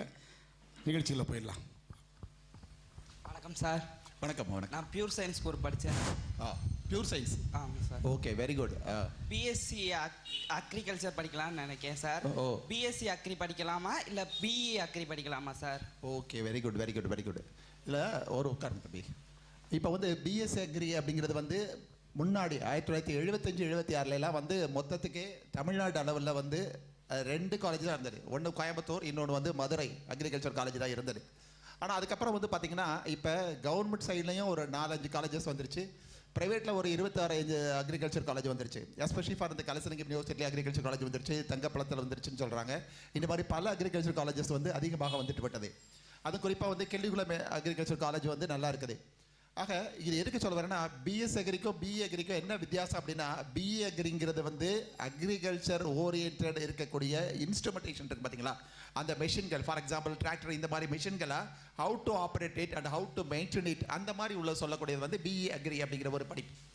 ஓகே, இன்னும் கரெக்டாக சொல்லணும்னா வந்து இந்த பிஇ அக்ரியை வந்து எனக்கு தெரிஞ்சு நம்ம தொகுதியினுடைய எம்பியாக இருக்கக்கூடிய தனுஷ்குமார் ஐயா அவங்க வந்து எங்ககிட்ட என்ட்ரன்ஸ் கோச்சிங் கிளாஸ் படித்தவர் தான். ராஜபாளையத்தில் வந்து நான் சொன்னேன் அந்த காமன் என்ட்ரன்ஸ் எக்ஸாமினேஷன் வந்து நடத்தும் போது அன்னப்ராஜா ஸ்கூலில் என்ட்ரன்ஸ் கோச்சிங் கிளாஸ் படித்தவர் தான். அவர் வந்து பிஇ அக்ரி முடிச்சுட்டு இன்றைக்கி வந்து எம்பிஏ எல்லாம் முடிச்சுட்டு இன்றைக்கி வந்து அதிக அளவுக்கு, இன்னும் ஒரு வார்த்தையை சொல்லிக்கிறேன், அதாவது இந்திய பாராளுமன்றத்தில் வந்து அதிக கேள்விகள் கேட்ட 2வது நபராக இருக்கக்கூடியவர் நமது தென்காசி தொகுதி எம்பியாக இருக்கக்கூடிய தனுஷ்குமார் அவர்கள் என்னுடைய மாணவர் என்பதை நான் பெருமையோடு சொல்லிக் கொள்கிறேன். ஏன் இதை சொல்றேன்னா, பிஎஸ்சி அக்ரி அப்படிங்கிறது என்னன்னா, பிஎஸ்சி அக்ரி அப்படிங்கிறது வந்து ஒன்லி அக்ரிகல்ச்சர் ஓரியன்ட் தான். இந்த அக்ரிகல்ச்சர் ஓரியன்ட் அப்படிங்கிறது வந்து முன்னாடி பிஎஸ்சி அக்ரி படிக்கும் போது பிஎஸ்சி அக்ரி முடிச்சவங்களுக்கு வந்து agriculture officer, assistant seed officer, assistant agriculture officer அப்படிங்கிற ஒரு கேடர்லாம் கொடுத்துட்டு இருந்தாங்க. இதை தவிர வந்து பேங்க்குக்கு போகணும் அப்படின்னு வச்சு பார்த்தீங்கன்னா, பேங்க்கில் வந்து எல்லா பேங்க்லையுமே ஒரு அக்ரிகல்ச்சர் ஆஃபீஸர், ஃபீல்டு ஆஃபீஸர்னு ஒருத்தர் வச்சிருப்பாங்க. அவர் தான் வந்து என்னன்னா லோன் கேட் வர்றவங்களுக்குலாம் அவர் இந்த இடம் சரியா இருக்கா என்ன ஏதுன்னு அசஸ் பண்ணுறதுக்காக வச்சிருப்பாங்க. அதனால வந்து பிஎஸ் அக்ரி ரொம்ப மோஸ்ட், அதை விட மிக மிக முக்கியம் அப்படின்னா வந்து பார்த்தீங்கன்னா, பிஎஸ் அக்ரி படித்த ஸ்டூடெண்ட்ஸ் தான் மிக அதிகமான எண்ணிக்கையில் ஐஏஎஸ் எக்ஸாமினேஷன் பாஸ் பண்ணுறாங்க. ஒரு ஐஏஎஸ் எக்ஸாமினேஷன் தான் எல்லாருடைய கனவு. ஐஏஎஸ் எக்ஸாமினேஷன் எல்லாருடைய கனவு. என்னுடைய எல்லாருமே பார்த்துருப்பீங்க, இந்த சன் டிவியில் 7 மணிக்கு ஒரு ஏதோ ஒரு சீரியல் ஒன்று வருதே, சுந்தரி, அதை பற்றியா அசத்துறீங்க. அந்த சுந்தரியில் அந்த சுந்தரியுடைய கனவு என்னது ஐஏஎஸ் ஆகிறது அப்படிதானே? அதுக்கு அதாவது கேள்வி கேட்டேன். அந்த சுந்தரி எப்படி ஐஏஎஸ் ஆகணும்னு நினைக்கிறாளோ அதே மாதிரி எல்லாருடைய கனவுமே வந்து ஐஏஎஸ் ஆகணும் அப்படிங்கிறதா எல்லாருமே அப்படி தான் நினைச்சிட்டு இருப்பாங்க. ஆனால் இப்போ ஐஏஎஸ்ங்கிறது ரொம்ப கஷ்டமே இல்லை, கிடையாது, ரொம்ப ரொம்ப ஈஸி. ஏன்னா என்னுடைய மாணவர் வந்து ஸ்ரீவில்லிபுத்தூரில் படிச்சுட்டு ராஜபாளையத்தில் வந்து என்ட்ரன்ஸ் கோச்சிங் கிளாஸ் அங்கே நடத்தணும். அதாவது என்ட்ரன்ஸ் கோச்சிங் கிளாஸ் படித்தார். அதுக்கப்புறம் ஐஏஎஸ் கோச்சிங் கிளாஸ் நடத்தினேன் பூபராஜா பேங்கில், நம்ம நகரத்தந்தை சுப்பராஜா ஐயா சொன்னாங்க அப்படிங்கிறதுக்காக. அதில் படித்த மாணவன் தான் இன்றைக்கி மீனாட்சி சுந்தரம் ஐஏஎஸ் அப்படின்ட்டு இன்றைக்கி உத்தராஞ்சலில் கலெக்டராக இருக்கார். ஏன் இப்போ நம்மகிட்ட இருக்கக்கூடிய நமது விருதுநகர் மாவட்டத்தில் இப்போது வந்திருக்கக்கூடிய மிகவும் செயல்பாடுடன் அதிகமாக செயல்படக்கூடிய டாக்டர் விபி ஜெயசீலன் ஐஏஎஸ் இருக்கிறார்ல, அவர் ஒரு பிஎஸ்சி அக்ரி தான். ஒரு 2 மாதங்களுக்கு முன்பாக வந்து ராம்கோ இன்ஜினியரிங் காலேஜில் வந்து நமது தமிழக அரசு மாபெரும் தமிழ் கனவு அப்படிங்கிற தமிழ்நாடு அரசு மாபெரும் தமிழ் கனவுன்னு ஒரு நிகழ்ச்சி நடத்துகிறாங்க கல்லூரி மாணவர்களுக்காக. 1,00,000 மாணவர்கள் வந்து நல்லா பங்கேற்கணும். ஒரு 2 மாதத்தில் 60 காலேஜஸ் செலக்ட் பண்ணாங்க. ஒவ்வொரு காலேஜுக்கும் ஒரு நாளைக்கு 2000 ஸ்டூடெண்ட்ஸ் வரணும் அப்படின்னு 10,000 அதாவது ஒரு காலேஜிலேருந்து மினிமம் 200 ஸ்டூடெண்ட்ஸ் வரணும் அப்படின்னு சொல்லிட்டு 10 காலேஜஸ் செலக்ட் பண்ணி அந்த நிகழ்ச்சி நடத்துகிறோம். அதை தலைமை தாங்கியவர் வந்து என்னன்னா நமது டாக்டர் ஜெயசீலன், விபி ஜெயசீலன் அவங்க தான். அவங்க வந்து படித்தது ஒரு தமிழ் மீடியத்தில், நல்லா கவனிச்சுக்கோ, இங்கிலீஷ் மீடியம்லாம் இல்லை, தமிழ் மீடியத்தில், அதாவது கொடைக்கானல் போகிற பாதையில் இருக்கக்கூடிய கெங்குவார்பட்டி என்ற ஒரு சிறு கிராமத்தில் படிச்சுட்டு மதுரை அக்ரிகல்ச்சர் காலேஜில் பிஎஸ்சி அக்ரி முடிச்சுட்டு மதுரை தியாகராஜா ஆர்ட்ஸ் காலேஜில் வந்து எம்ஏ தமிழ் முடிச்சுட்டு அதுக்கப்புறம் பிஹெச்டி தமிழில் சிறை இலக்கியம் அப்படிங்கிற ஒரு டைட்டிலில் வந்து என்னன்னா பிஹெச்டி முடிச்சுட்டு இன்னைக்கு சென்னை தூத்துக்குடி கார்பரேஷனுடைய கமிஷனராக இருந்து அதுக்கப்புறம் செய்தித்துறையினுடைய அமைப்பில் ஒரு இயக்குநராக இருந்து இன்னைக்கு வந்து விருதுநகர் மாவட்டத்தினுடைய கலெக்டராக இருக்கின்றார். ஏன் இதை சொல்கிறேன்னா, அது படிக்கிறது ஈஸி. பிஎஸ் அக்ரியை பொறுத்த மட்டும் வந்து ஐஏஎஸ்ஐ பொறுத்த மட்டும் 300 question, that is called preliminary examination. அந்த 300மே MCOT பேட்டர்ன் தான். அந்த 300க்கு நல்லா ஆன்சர் பண்ணி அதில் மார்க் எடுத்துட்டீங்கன்னா ஆட்டோமேட்டிக்காக மெயின் எக்ஸாம் அப்படிங்கிறது வந்து 9 பேப்பர். அந்த 9 பேப்பர் அப்படிங்கிறதுல வந்து ஏதாவது 3 பேப்பர் நம்ம ஆப்ஷன் எடுத்துக்கலாம். அதாவது எஸ்பெஷலி ஃபார் இந்த விவசாயம் அதிகமாக எடுத்துக்கிறாங்க, பொலிட்டிக்கல் சயின்ஸ் அதிகமாக எடுத்துக்கிறாங்க, ஹிஸ்ட்ரி அதிகமாக எடுத்துக்கிறாங்க. இதெல்லாம் ஓரளவுக்கு ஈஸியாக இருக்கும் அப்படின்ட்டு அதில் எடுத்தவங்களாம் வந்து ஆட்டோமேட்டிக்காக வந்து அதில் நல்லா ப்ரிப்பேர் பண்ணி படிச்சுட்டாங்கன்னா அந்த 9 பேப்பரையும் ஈஸியாக பாஸ் பண்ணிட்டாங்கன்னா ஆட்டோமேட்டிக்காக வந்து ஓரல் இன்டர்வியூ தான். ஓரல் இன்டர்வியூவில் வந்து அந்த ரேங்க் படி வந்து கொடுக்குறாங்க. அந்த ரேங்க்கில் வந்து என்னன்னா ஹையஸ்ட் ரேங்க் எடுத்தவங்களுக்கு IAS, அதுக்கு அடுத்த ரேங்க் வந்தவங்கன்னா IRS, அதுக்கு அடுத்தாப்பில் வந்து என்னன்னா அதுக்கு அடுத்த ரேஞ்ச் அப்படின்னு வராங்க IFS அப்படின்ட்டு. இப்போ நம்ம ஸ்கூலில் இருந்த வந்து மிஸ்டர் செல்வராஜ் சார்னு ஒரு சார் கேள்விப்பட்டிருப்பீங்க, இங்கே காமர்ஸ் டிபார்ட்மெண்ட் இருந்தார். அவர் பையன் அவர் படித்தவர் தான் விவேகானந்தர். அவர் வந்து எனக்கு IFS ஆக இருந்து இன்னைக்கு வந்து சைனாவில் ஒர்க் பண்ணிட்டு இருக்கிறார், IFS இருக்கார். ஏன் இதை சொல்றேன்னா IAS அப்படிங்கிறது ரொம்ப ஈஸி. இதை வந்து யாராவது பொண்ணு இந்த காம்படிட்டிவ் எக்ஸாமினேஷன் பற்றி கேட்பாங்கன்னு நினைக்கிறேன் யாராவது. அப்படி சொல்லும் போது இதை பற்றி தெளிவாக சொல்கிறேன். இப்போ நான் சொன்னது பூரா BSc agri and BSc horticulture and BE agri இது சம்மந்தப்பட்ட செய்திகள். இது படிப்பது ஈஸி, பல கல்லூரிகள் இருக்கிறது, அதில் தாராளமாக சேரணும். சேர்ந்துட்டு IAS ஆகணும் அப்படிங்கிற ஒரு வெறியோட படிச்சிங்கன்னா அவங்க வந்து கண்டிப்பாக ஒரு IAS ஆகிட முடியும். அதுக்கு இலகுவானது வந்து என்னன்னா இந்த BSc அக்ரி தான். ஓகே, வேற அடுத்த கொஸ்டின். வணக்கம் சார். நான் இது ஃபர்ஸ்ட் ஒரு பயோமேக்ஸ் படிச்சிருக்கேன். Very good. என்னோட முதல் கேள்வி என்னன்னு பார்த்தீங்கன்னா TNPSC எக்ஸாம் எழுதுறதுக்கு 12th படிப்பு போதுமானதா? TNPSC எக்ஸாம் எழுதுறதுக்கு 12th படிப்பு. Very good. கார்மா நீங்க என்ன மம்சாபுரத்துல இருந்து வந்திருக்கீங்களா? ஆமா சார். சூப்பர். மம்சாபுரம் வந்து என்னுடைய குரு, என்னுடைய இந்த ஸ்கூல்ல இருந்த எங்களுடைய அண்ணாச்சி பாலகுமார் சார் அப்படிங்கிறவர் வந்து இருந்த ஊர் வந்து மம்சாபுரம். எங்கள் ஸ்கூலுக்கு எனக்கு முதல்ல அப்ளிகேஷன் ஃபார்மை வந்து கிருஷ்ணாபுரம் பெருந்தலைவர் காமராஜர் பள்ளி அப்படிங்கிற வார்த்தையை எழுதி கொடுத்தவர் எனக்கு அண்ணாச்சி என்னுடைய பாலகுமார் சார் தான். அந்த நன்றியை நான் மறக்கவே மாட்டேன். இவ்வளோ உத்தமானவர். அவர் ஊர்லேருந்து வந்திருக்கீங்க, ரொம்ப நன்றிம்மா எனக்கு. ஓகே, இதில் TNPSC பொறுத்த மட்டும்ப்பா, அதாவது காம்படிட்டிவ் எக்ஸாமினேஷன் அப்படிங்கிறது போட்டித் தேர்வுகள் ரொம்ப இருக்குது. அந்த போட்டித் தேர்வுகளில் வந்து TNPSCயில் வந்து ஒரு 10th qualification and 12th qualification and BSc qualification இதெல்லாம் இருக்குது. இதில் என்ன சொல்கிறாங்கன்னா Group 1, Group 2, Group 4 அப்படின்லாம் சொல்கிறாங்க. இதில் Group 1 எக்ஸாமினேஷன் அப்படின்னா வந்து பார்த்தீங்கன்னா இந்த டெப்டி கலெக்டர் ரேங்கில் உள்ளது, அப்புறம் சப் ரிஜிஸ்ட்ரார் இந்த ரேங்கில் உள்ளது, DSP deputy superintendent of police இருக்காங்கல்ல அவங்களுக்குரியது. இந்த மாதிரி எக்ஸாம் எழுதுறது அப்படின்னா வந்து Group 1 எக்ஸாமினேஷன் அப்படி சொல்கிறாங்க. இது வந்து TNPSCயில் இருக்குது. இந்த Group 1 எக்ஸாமினேஷன் எழுதணும் அப்படின்னு வச்சு பார்த்தீங்கன்னா இதுலேயும் வந்து முதல்ல வந்து ஒரு 175 கொஸ்டின் வந்து MCOT பேட்டர்னில் இருக்குது, multiple choice and objective types அப்படிம்பாங்க. ஒரு கேள்வி இருக்கும், அதுக்கு கீழே 4 ஆன்சர் இருக்கும். அந்த 4 ஆன்சரில் எந்த ஆன்சர் நம்ம சூஸ் பண்ணுறோமோ அது கரெக்டாக இருந்தாலும் அதுக்கு மார்க் உண்டு. இந்த மாதிரி ஒரு பேட்டர்ன் இருக்கும். இதை தவிர வந்து மினிமம் அடுத்தாப்புல ஒரு 100 கொஸ்டின் இருக்கும். இது வந்து அதில் தமிழ் கண்டிப்பாக மஸ்ட்டு. அதில் 40 மார்க்ஸ் அது எடுத்தால் தான் வந்து என்னன்னா உங்களுக்கு அடுத்த எக்ஸாம் நீங்கள் ஃபேஸ் பண்ண முடியும். இதுனா வந்து UPSCயில் இந்த Group 1 எக்ஸாமினேஷனை பற்றி நான் சொல்கிறேன். இந்த Group 1 எக்ஸாமினேஷனில் அதுக்கு அடுத்த கேடர் அப்படின்னு வச்சு பார்த்தீங்கன்னா 3 பேப்பர் எடுக்க சொல்கிறாங்க. 3 பேப்பர், அதாவது மேத்ஸ், ஃபிசிக்ஸ், கெமிஸ்ட்ரி அப்படிங்கிற மாதிரி 3 பேப்பர் எடுக்கலாம். அந்த 3 பேப்பர்லேயும் வந்து ஒரு பேப்பருக்கு வந்து 250 மார்க்கு. ஆக 3 பேப்பருக்கு வந்து 750 மார்க்கு. ப்ளஸ் வந்து இப்போ தமிழ்நாடு அரசு என்ன சொல்லியிருக்காங்கன்னா தமிழ் மஸ்ட் அப்படின்னு சொல்லியிருக்காங்க. அந்த Group 1 எக்ஸாம் எழுதணும் அப்படின்னா தமிழும் தெரிஞ்சிருக்கணும். ஏன்னா தமிழே தெரியாமல் வந்து என்னன்னா வந்துட்டு அதுக்கப்புறம் பொதுமக்களோட சந்திக்க முடியலை அப்படிங்கிறதுக்காக. அப்போ அந்த தமிழ் எக்ஸாமினேஷனில் மினிமம் 40%, நான் சொல்கிறதுக்கு வரைக்கும் 40 மார்க் இல்லை, 40% எடுத்திருந்தா தான் வந்து என்னன்னா அவங்கள வந்து எலிஜிபிலிட்டி அப்படின்னு சொல்கிறாங்க. இதெல்லாம் வந்து Group 1, Group 2. இந்த Group 2 எக்ஸாமினேஷனாக இதே மாதிரி தான் 3 பேப்பருக்கு பதிலாக ஒரு பேப்பர் எழுதினா போதும். நான் சொன்னேன் 3 பேப்பர் இன்ட்டு அந்த மார்க் வந்து 750 மார்க் சொன்னேன். இப்போ ஏதாவது ஒரு பேப்பர் எடுத்துக்கோங்க, அந்த ஒரு பேப்பரில் மார்க் எடுக்கணும். அதுதான் வந்து அடுத்த லெவல். இது வந்து Group 2 எக்ஸாமினேஷன் சொல்கிறாங்க. இந்த Group 2 எக்ஸாமினேஷன் அப்படிங்கிறது வந்து முனிசிபல் கமிஷனர் அந்த மாதிரி உள்ள போஸ்ட்டுக்கு போகக்கூடியது. இது அடுத்தாப்புல Group 4 எக்ஸாமினேஷன் அப்படின்னா VAO எக்ஸாமினேஷன். உங்களுக்கு தெரியும், வில்லேஜ் அட்மினிஸ்ட்ரேட்டிவ் ஆஃபீஸர். இதை சொல்லும் போது இன்னொன்று சொல்கிறேன், வில்லேஜ் அட்மினிஸ்ட்ரேட்டிவ் ஆஃபீஸர் ஒரு நம்ம பஞ்சாயத்து தொண்டியில் வரக்கூடிய கிளர்க் வேலை, பஞ்சாயத்து தொண்டியுடைய டைப்பிஸ்ட் வேலை, அதே மாதிரி வந்து முனிசிபல் ஆஃபீஸினுடைய பில் கலெக்டர் வேலை. இதுக்கு எல்லாத்துக்குமே வந்து மினிமம் குவாலிஃபிகேஷன் ஒரு 12th தான். எந்த குரூப்பாக இருந்தாலும் சரி, காமர்ஸாக இருந்தாலும் சரி, எக்கனாமிக்ஸ் இருந்தாலும் எந்த குரூப் ஆனாலும் சரி எழுதலாம். அதில் எழுதுறது எப்படின்னா ரொம்ப ஈஸி. 100 கொஸ்டின் வந்து either Tamil R English. 100 question. இது பேப்பர் 1. அந்த 100 கொஸ்டினையும் ஒரு கேள்வி இருக்கும், கீழே 4 விடை இருக்கும். அந்த 4 விடையில் வந்து சரியான விடை தேர்ந்தெடுக்கணும். இது 100. அதுக்கப்புறம் வந்து 75 கொஸ்டின் வந்து பொது அறிவு. 75 கொஸ்டின் வந்து பொது அறிவு. மீறி ஒரு 25 கொஸ்டின் வந்து test of reasoning. Test of reasoning அப்படின்னா வந்து எது வந்து ஒரு கணக்கு பூர்வமாக அல்லது புத்தி கூர்மையை சோதிக்கக்கூடியதாக இருக்கும். டெஸ்ட் ஆஃப் ரீசனிங் அப்படின்ட்டு. இந்த மாதிரி டெஸ்ட் ஆஃப் ரீசனிங், அதுக்கப்புறம் வந்து ஜிகே 75 ப்ளஸ் அந்த 100, இதெல்லாம் சேர்ந்து 200 மார்க். இந்த 200 மார்க்குக்கு எடுக்கக்கூடிய மார்க்கை வச்சு தான் வந்து நீங்கள் வந்து ஆட்டோமேட்டிக்காக வந்து ஒரு விஓ எக்ஸாம் எழுத முடியும். இந்த விஓ எக்ஸாம் எழுத முடியும் அப்படிங்கிறதுக்காக தான் எனக்கு நம்ம பக்கத்தில் பார்த்தீங்கன்னா இந்த பாலாபிராமி தியேட்டருடைய ஓனர் எனக்கு முதல்ல அப்பாயின்மெண்ட் போட்டு கொடுத்த தங்கராஜ் ஐயா இருந்தாங்க மேனேஜராக.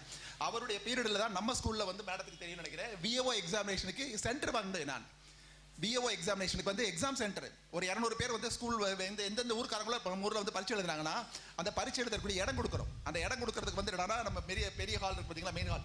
அந்த ஹாலை கொடுத்த உடனே அந்த மெயின் ஹாலில் வந்து எல்லாரும் எக்ஸாம் எழுத வருவாங்க. அந்த எக்ஸாம் எழுத வந்தாங்கன்னா அந்த எக்ஸாம் மூலமாக அந்த ஸ்கூலுக்கு வந்து ஒரு ஸ்டூடெண்ட்ஸுக்கு 5 ரூபாய் வீதம், 200 ஸ்டூடெண்ட்ஸ் எழுதுறாங்கன்னா 1000 ரூபாய் ஸ்கூலுக்கு கிடைக்கும். நம்பர் 1.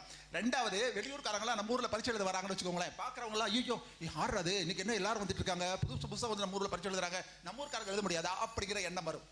வந்துச்சு. வந்ததுனால தான் இங்கே நம்ம ஊர்லேருந்து எத்தனை பேர் வந்து விஓ ஆகியிருக்கிறார்கள் இன்றைக்கு. எனவே அது வந்து ரொம்ப ஈஸியானது. விஓ எக்ஸாமினேஷன் ரொம்ப ஈஸி. 12th எக்ஸாமினேஷன் முடிச்சுட்டு ஜென்ரல் நாலேஜ் நல்லா படிங்க, புக்கை நல்லா படிங்க. இப்போல்லாம் முன்னாடியாவது வந்து லைப்ரரி போடு புத்தகம் படிக்கணும் அப்படிலாம் இருந்தது. இப்போ எதுனாலும் சரி உங்களுடைய தியரி புக்கை நல்லா படித்தா போதும், அல்லது வந்து எல்லாமே ஜென்ரல் நாலேஜ் உங்களுடைய செல்ஃபோனில் பிடிஎஃப்ல வந்துடுது. நான் எத்தனையோ வச்சுருக்கேன். இந்த +2 இந்த டிகிரி முடித்தவங்க டெட் எக்ஸாம் எழுதினா தான் வாத்தியாராக போக முடியும். புரியும்னு நினைக்கிறேன். பிஎஸ்சி பிஎட் முடித்த உடனே வாத்தியாராக போக முடியாது. டெட் எக்ஸாமினேஷன் வந்து டீச்சர் எலிஜிபிலிட்டி டெஸ்ட் எக்ஸாம் எழுதினா தான் அதுக்கு 7 வருஷம் வேலிடு. அது இருந்தால் தான் வந்து எக்ஸாம் எழுதி உள்ளே போக முடியும். அல்லது பிஜி அசிஸ்டன்ட் ஆகணும் அப்படின்னா வந்து டிஆர்பி எக்ஸாம் எழுதணும், டீச்சர் ரெக்ரூட்மெண்ட் போர்டு அப்படிங்கிற எக்ஸாம் எழுதினா தான் அவங்க வந்து என்னன்னா வேலைக்கு போக முடியும். அந்த டீச்சர் ரெக்ரூட்மெண்ட் போர்டுக்கு ஒன்று ஃபிசிக்ஸ், கெமிஸ்ட்ரி, பாட்டனி, ஜுவாலஜி ஒவ்வொரு சப்ஜெக்ட்டுமே வந்து இப்போ புக் இருக்குது. ஒவ்வொரு சப்ஜெக்ட்டுமே கொஸ்டின் இருக்குது. இது எல்லாமே நான் வச்சிருக்கேன். பல இதை வந்து நம்ம பிள்ளைங்க சேரட்டுமே பல ஸ்டூடெண்ட்ஸ் தெரிஞ்சவங்களுக்குலாம் நான் வாலண்டியராக நான் அனுப்பிக்கிட்டு இருக்கேன். எத்தனை பிஎட் காலேஜ் டீச்சர் இருக்காங்க, அவங்களுக்கு நான் அனுப்பிக்கிட்டு இருக்கேன். இப்போ நீ தெரிஞ்சுக்கிட்ட வேண்டியது வந்து எந்த எக்ஸாம் எழுதலாம். நம்பர் 1 வந்து டிஎன்பிஎஸ்சி, ரெண்டாவது வந்து யூபிஎஸ்சி, ரெண்டாவது வந்து எஸ்எஸ்சி ஸ்டாஃப் செலெக்ஷன் கமிஷன். இது சென்ட்ரல் கவர்மெண்ட் நடத்துறது. அதுலேயும் பார்த்தீங்கன்னா டிகிரி முடிச்சவங்க ஒன்று எழுதலாம், +2 முடிச்சவங்க எழுதலாம். +2 முடிச்சவங்க எழுதுறதுனா எல்டிசி, டிகிரி முடிச்சவங்க எழுதுறது யூடிசி. அதுவும் வந்து என்னடா இந்த மாதிரி ஏஜி ஆஃபீஸில், அக்கௌண்ட் ஜெனரல் ஆஃபீஸில் வேலைக்கு போகலாம். இந்த மாதிரி போகிறது வந்து எஸ்எஸ்சி என்று அழைக்கப்படக்கூடிய ஸ்டாஃப் செலெக்ஷன் கமிஷன். இதே மாதிரி வந்து PSRV, banking service recruitment board அப்படிம்பாங்க. பேங்க் வேலைக்கு போகணும் அப்படின்னா வந்து 12ஆம் கிளாஸ் போகிறவங்களும் பேங்க் வேலைக்கு போகலாம், ஒரு பிஎஸ்சி முடிச்சவங்களும் பேங்க் வேலைக்கு போகலாம். பிஎஸ்சி, பிஏ, எம்ஏ படித்தவங்க பேங்க் வேலைக்கு போனோம்னா அதுக்கு பேர் வந்து ப்ரொபேஷனரி ஆஃபீஸர்னு பேர். ப்ரொபேஷனரி ஆஃபீஸர்னு பேர். அந்த ப்ரொபேஷனரி ஆஃபீஸர் போகிறதுக்கும் ஒரு எக்ஸாம் எழுதணும். இப்போ இந்த சாதாரண எக்ஸாம் அப்படின்னா அதில் 3 தெரிஞ்சுக்கோங்க. 1 test of reasoning, test of arithmetic, test of English. இந்த 3 பேப்பர். இங்கிலீஷ் சம்மந்தப்பட்ட அறிவு கொஞ்சம் இருக்கணும். எல்லாமே மல்டிபிள் சாய்ஸ் தான். இதெல்லாம் தெரிஞ்சு வச்சுருந்தோம்னா ஈஸியாக எழுத முடியும். இது எல்லாத்துக்குமே முன்பு ராஜபாளையத்தில் பல கோச்சிங் கிளாஸ் எடுத்தவன் நடத்தினவன் படித்த 7 மாணவர்களில் 2 மாணவர்கள் இன்னைக்கு மிகப்பெரிய ஒரு பேங்க்கில் வேலை பார்க்குறாங்க. கனரா பேங்க்கில் வேலை பார்த்துட்டு இருக்காரு நம்ம ராஜபாளையத்தை சார்ந்த ஒருத்தர். Okay, thank you. வேற மரைன் இன்ஜினியரிங் எந்தெந்த ஊர்லலாம் இருக்குது, அது படிக்க எவ்வளோ செலவாகும் சார்? ஒரு நிமிஷம். சிறப்பான கொஸ்டின். அந்த பதில் வரதுக்கு முன்னாடி ஒரு சின்ன பிரேக் எடுத்துக்கலாம். Rajapalayam Deiva packs, Rajapalayam Phoenix computer centre இணைந்து நடத்தும் இந்த சிகரத்தோடு இந்த நிகழ்ச்சியை மிக சிறப்பாக கலந்துரையாடலில் பதில்களை கொடுத்து கொண்டிருக்கிறார் எங்களுடைய நல்லாசிரியர் விருது பெற்ற திருவாளர் TN ராமசாமி ஆசிரியர் அவர்கள். சின்ன பிரேக்கு அப்புறம் போகலாம் மறுபடியும்.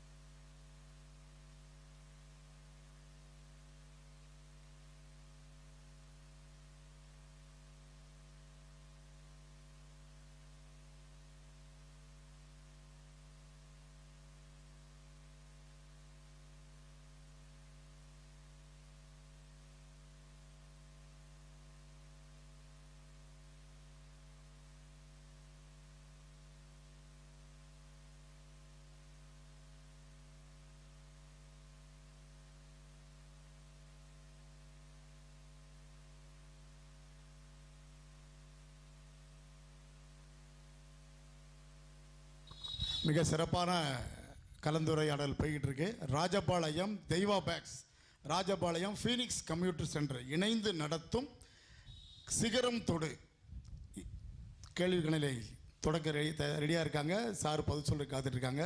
கேளுங்க மறுபடியும். யாரு? மரைன் இன்ஜினியரிங் எந்தெந்த ஊர்லலாம் இருக்குது, அது படிக்க எவ்வளோ செலவாகும்? Very good very good. இப்போ வந்து இந்த உட்காருமா, இந்த மரைடைம் யூனிவர்சிட்டி அப்படின்றது வந்து கடல்சார் பல்கலைக்கழகம் அப்படிங்கிறது வந்து பார்த்தீங்கன்னா கடல்சார் பல்கலைக்கழகம் அப்படிங்கிற ஒரு பல்கலைக்கழகமாகவே வந்து உருவாக்கியிருக்காங்க. ஒரு 10 வருஷத்துக்கு முன்னாடி இருந்த ஒரு ஆட்சியில் என்ன அந்த இதில் வந்து என்னடானா அதுக்கு வந்து முதல் துணைவேந்தராக முதல் வைஸ் சான்சலராக வந்தவர் வந்து நமது ராஜபாளையத்துக்கு அருகில் இருக்கக்கூடிய சத்திரப்பட்டியினுடைய அங்குள்ள கவர்மெண்ட் ஹையர் செகண்டரி ஸ்கூலில் படித்த டாக்டர் விஜயன் என்பவர் தான் முதல் துணைவேந்தர். இதை பதிவு செய்கிறேன் அப்படின்னா அவர் துணைவேந்தரான பின்பு அவரை வந்து நான் வந்து இன்டர்வியூ எடுத்திருக்கின்றேன். அவரை வந்து அவரை வந்து என்னன்னா இந்த டிவியில் வசந்தம் டிவியில் அப்போ வந்து இன்டர்வியூ எடுத்திருக்கேன். கடற்சார் பல்கலைக்கழகத்துடைய துணைவேந்தர் டாக்டர் விஜயன் அப்படின்ட்டு. அந்த பல்கலைக்கழகம் அப்படிங்கிறது வந்து என்னன்னா சென்னையில் தான் இருக்கின்றது. அந்த சென்னையில் வந்து பார்த்தீங்கன்னா சென்னையில் இது மட்டுமல்ல, இதை தவிர ஒரு 2-3 காலேஜஸ் அவங்க நடத்துகிறாங்க. அதில் வந்து நாட்டிக்கல் சயின்ஸ் அப்படின்னு ஒரு course, nautical science maritime engineering, BTech maritime engineering அப்படின்னு வைக்கிறாங்க. பட் இதை பொறுத்த மட்டும் வந்து என்னன்னா படித்து முடிச்சுட்டா கப்பலுக்கு நம்ம வேலைக்கு போயிடலாம், அதில் மாற்று கருத்து இல்லை. இது லேடிஸ்க்கு எந்த அளவுக்கு இருக்கும் அப்படிங்கிறது கொஞ்சம் கஷ்டம். அடுத்தது ஜென்ஸை பொறுத்த மட்டும் இதெல்லாம் வந்து என்னன்னா அதிக அளவுக்கு பணம் செலவழிக்கணும், அதில் மாற்று கருத்தே கிடையாது. ஏன்னா ஒரு கோர்ஸ் அப்படிங்கிறது வந்து என்னன்னா கடலுக்குள்ளே இருந்து அதுக்குரிய எல்லாம் படிக்கணும் அப்படிங்கும் போது கோர்சஸ்னுடைய இது வந்து மினிமம் ஒரு 3 to 4 இயர்ஸ் ஆகும். அந்த 4 இயர்ஸ் கோர்ஸ் வந்து பார்த்தீங்கன்னா மினிமம் ஒரு இயருக்கு வந்து ஒரு 4 to 5 lakhs அந்த மாதிரி லேக்ஸ் செலவாகும் அதுக்கு. ஆனால் அது இருக்குது. நம்ம வந்து பார்த்தீங்கன்னா நம்ம சென்னையிலேயே வந்து ப்ரைவேட் யூனிவர்சிட்டி, அதை SAAMS அப்படின்னு சொல்கிறாங்க, சாம்ஸ் யூனிவர்சிட்டி இருக்குது. இதை தவிர வந்து கோயம்புத்தூரில் இருக்குது மரைடைம் யூனிவர்சிட்டி அப்படிங்கிறது. கோயம்புத்தூர் அங்கே உள்ள மரைடைம் காலேஜ் ஒன்று நடத்திட்டு இருக்காங்க, அதில் நடத்திட்டு இருக்காங்க. ஈவன் தூத்துக்குடியிலையும் வந்து என்னடா அதனுடைய டிப்ளமோ கோர்சஸ் நடத்துகிற மாதிரி ஒரு காலேஜ் நடத்திட்டு இருக்காங்க. அது கொஞ்சம் வந்து என்னடா அட்வான்ஸ்டு கோர்சஸ், கொஞ்சம் பணம் செலவழிக்கக்கூடிய ஒரு கோர்சஸ். அதுதான் அதை பற்றி சொல்லணும்னா. வேறு ஏதாவது கேள்வி? Good evening sir. Computer science student, arts and science college போனால் என்ன படிக்கணும்? Very good very good very good. Arts and science நான் பேசல, எல்லாமே இவ்வளோ நேரம் எங்கெல்லாமா போயிட்டு வந்துட்டோம். ஓகே, ஆர்ட்ஸ் அண்ட் சயின்ஸ் வந்து என்னடா நான் எல்லாரும் படித்ததான் சயின்ஸ் தான், நான் படித்ததும் சயின்ஸ் தான். முதல்ல ஆர்ட்ஸ் அண்ட் சயின்ஸ் காலேஜ் அப்படிங்கிறது வந்து என்னடா ஆரம்பத்தில் இருந்து இருக்கக்கூடியது முதல்ல. அதுக்கப்புறம் தான் என்ஜினியரிங் அப்படிங்கிறது முதல்ல வந்து 84களுக்கு அப்புறம் தான் வந்து நம்ம தமிழ்நாட்டில் இவ்வளவு இன்ஜினியரிங் காலேஜ் உருவானது. நான் சொன்னேன் ஏற்கனவே வந்து எம்ஜிஆர் அவர் தான் வந்து என்னடா இந்த இடத்துல எக்கச்சக்கமான இன்ஜினியரிங் காலேஜ் உருவாக காரணமாக இருந்தது. அதற்கு முன்னாடி நம்ம ஊர்லேயே வச்சு பார்த்தீங்கன்னா 82, 83 தான் வந்து ஸ்ரீவில்லிபுத்தூரில் கல்சலிங்க பாலிடெக்னிக் அப்படிங்கிறது முதல்ல உருவாக்கப்பட்ட ஒரு பாலிடெக்னிக் அப்படிங்கிறது. அது 10ஆம் கிளாஸ் முடிச்சவங்க வந்து பாலிடெக்னிக் படிக்கலாம். இதில் இன்னொரு வார்த்தையை சொல்லியிருந்தேன் மறந்துறதுக்கு முன்னாடி, 10ஆம் கிளாஸ் படித்தவங்க வந்து பாலிடெக்னிக்கில் எந்த கோர்ஸ்னாலும் படிக்கலாம். இந்த பாலிடெக்னிக்னு வச்சு பார்த்தீங்கன்னா இந்த பக்கத்தில் எத்தனையோ பாலிடெக்னிக் இருக்குது. Thangapalam polytechnic, அம்பையப்பரம் polytechnic, மஞ்சம்மாள் polytechnic, ஐயனடா ஜானிமால் polytechnic, அதுக்கப்புறம் வந்து ராம்கோ. ராஜபாளையத்தில் எத்தனையோ பேர் வந்து என்னடா உருப்படியாக போயிருக்காங்க அப்படின்னா வந்து ராஜபாளையத்தினுடைய அந்த பாலிடெக்னிக்காக தான் பெரிய பெரிய ஆள்லாம் போயிருக்காங்க. அப்போ இது எல்லாமே வந்து என்னன்னா 10+3 அப்படிங்கிற ஒரு கோர்ஸ். இதை தவிர வந்து பார்த்தீங்கன்னா +2 முடிச்ச பசங்களும் பாலிடெக்னிக் போகலாம். +2 முடிச்சதுக்கப்புறம் வந்து பார்த்தீங்கன்னா லேட்டரல் என்ட்ரி அப்படின்னு சொல்லிட்டு அதனுடைய செகண்ட் இயரோட போய் சேர்ந்துக்கலாம். ஏன்னா அந்த செகண்ட் இயரில் வந்து என்னடா 3 வருஷம் படிக்கிறதுல வந்து செகண்ட் இயர் தேர்ட் இயர் அப்படின்னு 2 வருஷம் படித்தா போதும். +2 முடிச்ச பசங்க அப்படியே அதில் போய் சேர்ந்துக்கலாம். அதில் mechanical, civil, electrical and electronics, IT இது எல்லாமே வந்து அந்த பாலிடெக்னிக் படிக்கலாம். இந்த பாலிடெக்னிக் படித்த பசங்க கூட அதுக்கப்புறம் வந்து இன்ஜினியரிங் காலேஜில் சேரணும்னா அதே கோர்ஸை லேட்டரல் என்ட்ரி மூலமாக 3 வருஷம் படித்தா போதும். 3 வருஷம் படித்தா போதும். அதே மாதிரி வந்து என்னடா BEயில் வந்து செகண்ட் இயரில் போய் சேர்ந்துக்கலாம். Second year, third year, fourth year அப்படின்னு போய் சேர்ந்துக்கலாம். அப்படி சேர்ந்த பையங்கள்லாம் அப்படி சேர்ந்துட்டு, ஆனால் சேர்ந்தது மட்டுமல்லப்பா, இதை நான் வந்து இதை சொல்ல வர்றது எது சொல்கிறேன்னா, சேர்ந்த எந்த கோர்ஸில் படித்தாலும் சரி, நீங்கள் ஆர்ட்ஸ் படித்தாலும் சரி, சயின்ஸ் படித்தாலும் சரி, இன்ஜினியரிங் படித்தாலும் சரி, மெடிசன் படித்தாலும் சரி, எது படித்தாலும் சரி, அந்த படிக்கிற கோர்ஸில் இன்வால்மெண்ட்டோட, டெடிகேஷனோட, டிவோஷனோட உட்காந்து படித்தோம்னா நம்ம ஜெயிச்சிடலாம். எந்த படிப்பாக இருந்தாலும் சரி, எந்த படிப்புக்கு படிக்க போனாலும் சரி, இந்த படிப்பை நம்ம போயிட்டோம் இல்லை நம்ம ஜெயிச்சிருவோம் அப்படி நினச்சோம்னா நம்ம ஜெயிச்சிடலாம். வேற ஒன்றும் வேண்டாம். அவங்க என்ன இன்ட்ரெஸ்ட் அப்படின்னு தெரிஞ்சுக்கோங்க. முதல்ல நம்ம ஊர் பக்கத்து ஊராக இருந்த சாட்டை அடுத்த சாட்டைங்கிற படத்தினுடைய டைரக்டர் யாருன்னு உங்களுக்கு தெரியும்? யாரு? சாமுத்திரக்கனி. அவர் எந்த காலேஜில் படித்தாருன்னு தெரியுமா? யாரு? எனிபடி? ராஜபாளையம் ராஜூஸ் காலேஜில் படித்தாரு. ஆடியன்ஸ் கரெக்டாக சொல்கிறாங்க. ராஜபாளையம் ராஜூஸ் காலேஜில் படித்தார். இப்போ இந்த ஆர்ட்ஸ் அண்ட் சயின்ஸ் கேட்டதுனால தான் இவ்வளோ சொல்கிறேன். இந்த ஆர்ட்ஸ் அண்ட் சயின்ஸில் அவர் என்ன சப்ஜெக்ட் படித்தார் தெரியுமா? BSc maths. BSc maths Rajapalayam Raju's காலேஜில் BSc மேத்ஸ் படித்தார். என்னோட வந்து என்னன்னா 88, 90களில் அறிவொளி இயக்கம்னு ஒரு இயக்கம் நடத்திட்டு இருந்தாங்க. அந்த அறிவொளி இயக்கத்தில் ஒவ்வொரு இடத்துலையே போய் உட்காந்துட்டு நாங்கள் பாட்டு கச்சேரி, பாடுறது, புத்தகம் பேசுறது அப்படிங்கிறதெல்லாம் பாடுவோம். அதோட என் கூட வந்து தானே அவர் அந்த BSc மேத்ஸ் படிக்கும்போது அந்த BSc மேத்ஸ் படிக்கும்போது அந்த BSc மேத்ஸை விட அவர் திரைத்துறைக்கு போகணுங்கிறது அவருக்கு ஆர்வம் ஜாஸ்தி. அந்த ஆர்வம் அதிகமாக இருந்த உடனே அந்த பிஎஸ்சி மேத்ஸ் படிக்கும் போது அந்த பிஎஸ்சி மேத்ஸில் சொல்கிறேன்னு தப்பாக நினைக்காதீங்க, ஒரு பேப்பர் இன்னைக்கு ஜாஸ்தியான ஒரு சில பேப்பர் வந்து என்னன்னா அரியர் வைத்திருந்தார். அந்த அரியர் வைத்திருந்தவர் வந்து என்னன்னா இன்னைக்கு அந்த சமுத்திரக்கடி பார்த்தாலும் தெரியும் எனக்கு நல்லாவே. ஆனாலும் வந்து என்னன்னா அவருக்கு ஒரு ஆசிரியர் இருந்தார், ஆண்டனி தேவசகாயம் என்ற ஒரு ஆசிரியர், மேத்ஸ் ஆசிரியர், ராஜபாளையம் ராஜூஸ் காலேஜில் மேத்ஸ் ப்ரொஃபஸர், இப்போ ரிட்டையர்ட் ஆயிட்டார். அந்த ஆசிரியர் எங்கள் விஜயலட்சுமி டீச்சர் மாதிரி ஒரு இன்வால்மெண்ட்டோட ஒர்க் பண்ணக்கூடிய ஒரு ஆசிரியர் இருந்தார். அவர் என்ன செஞ்சார் தெரியுமா? உனக்கு தியேட்டர் தட கோடம்பாக்கம் தடை போடும், சினிமா கொடுத்து தடை போடும், உனக்கு சினிமா தியேட்டர் நான் சேர்த்து எவ்வளவு, ஆனால் உண்டு நீ எல்லா பேப்பரையும் நீ கிளியர் பண்ணிட்டு வா, எல்லா பேப்பரையும் கிளியர் பண்ணிட்டு வான்னு சொன்னது மட்டுமல்ல, அவரை ராஜபாளையத்தில் அசோகா லாட்ஜில் ரூம் போட்டு கொடுத்தார். ரூம் போட்டு கொடுத்து அவருடைய பேப்பரை புறத்திய வந்துடானா அவனுக்கு ரூமுக்கு ஃபீஸ் கட்டினார், அந்த ரூம் தங்குறதுக்கு சாப்பாட்டு கொடுத்தாரு, எல்லாம் கொடுத்து உட்கார்ந்து இடத்த விட்டு அசையாமல் உட்கார வச்சார். பிஎஸ்சி மேத்ஸ் படித்த அந்த மேத்ஸ் ப்ரொஃபஸர் உட்கார்ந்து அத்தனை பேப்பரை கிளியர் பண்ணி முடித்தார். சமுத்திரக்கடி அத்தனை பேப்பரை கிளியர் பண்ணி முடித்தார். இதை நான் சொல்லல, சமுத்திரக்கடி எழுதிய வார்த்தைகள், கல்கி பத்திரிகையில் எழுதின கட்டுரை. அப்படி பாஸ் பண்ணி முடிச்ச உடனே எவரையே கூட்டு போய் அவரை கோடம்பாக்கத்தில் சேர்த்து விட்டாரு. கோடம்பாக்கத்தில் உங்களுக்கு தெரியும் ஏகப்பட்ட கஷ்டங்கள், அத்தனை கஷ்டங்களே பட்ட பிறகுதான் உருப்படியான படம். நீங்க விட்ராம இப்ப கூட ஒரு படம் ஓடிக்கிட்டு இருக்கு. இப்ப நீங்க எல்லாரும் சன் டிவியில் பாத்தீங்கன்னா வாத்தின்னு ஒரு படம், தயவு செய்து போனவனே போய் பாருங்க, அருமையான ஒரு படம் ஓடிக்கிட்டு இருக்கு.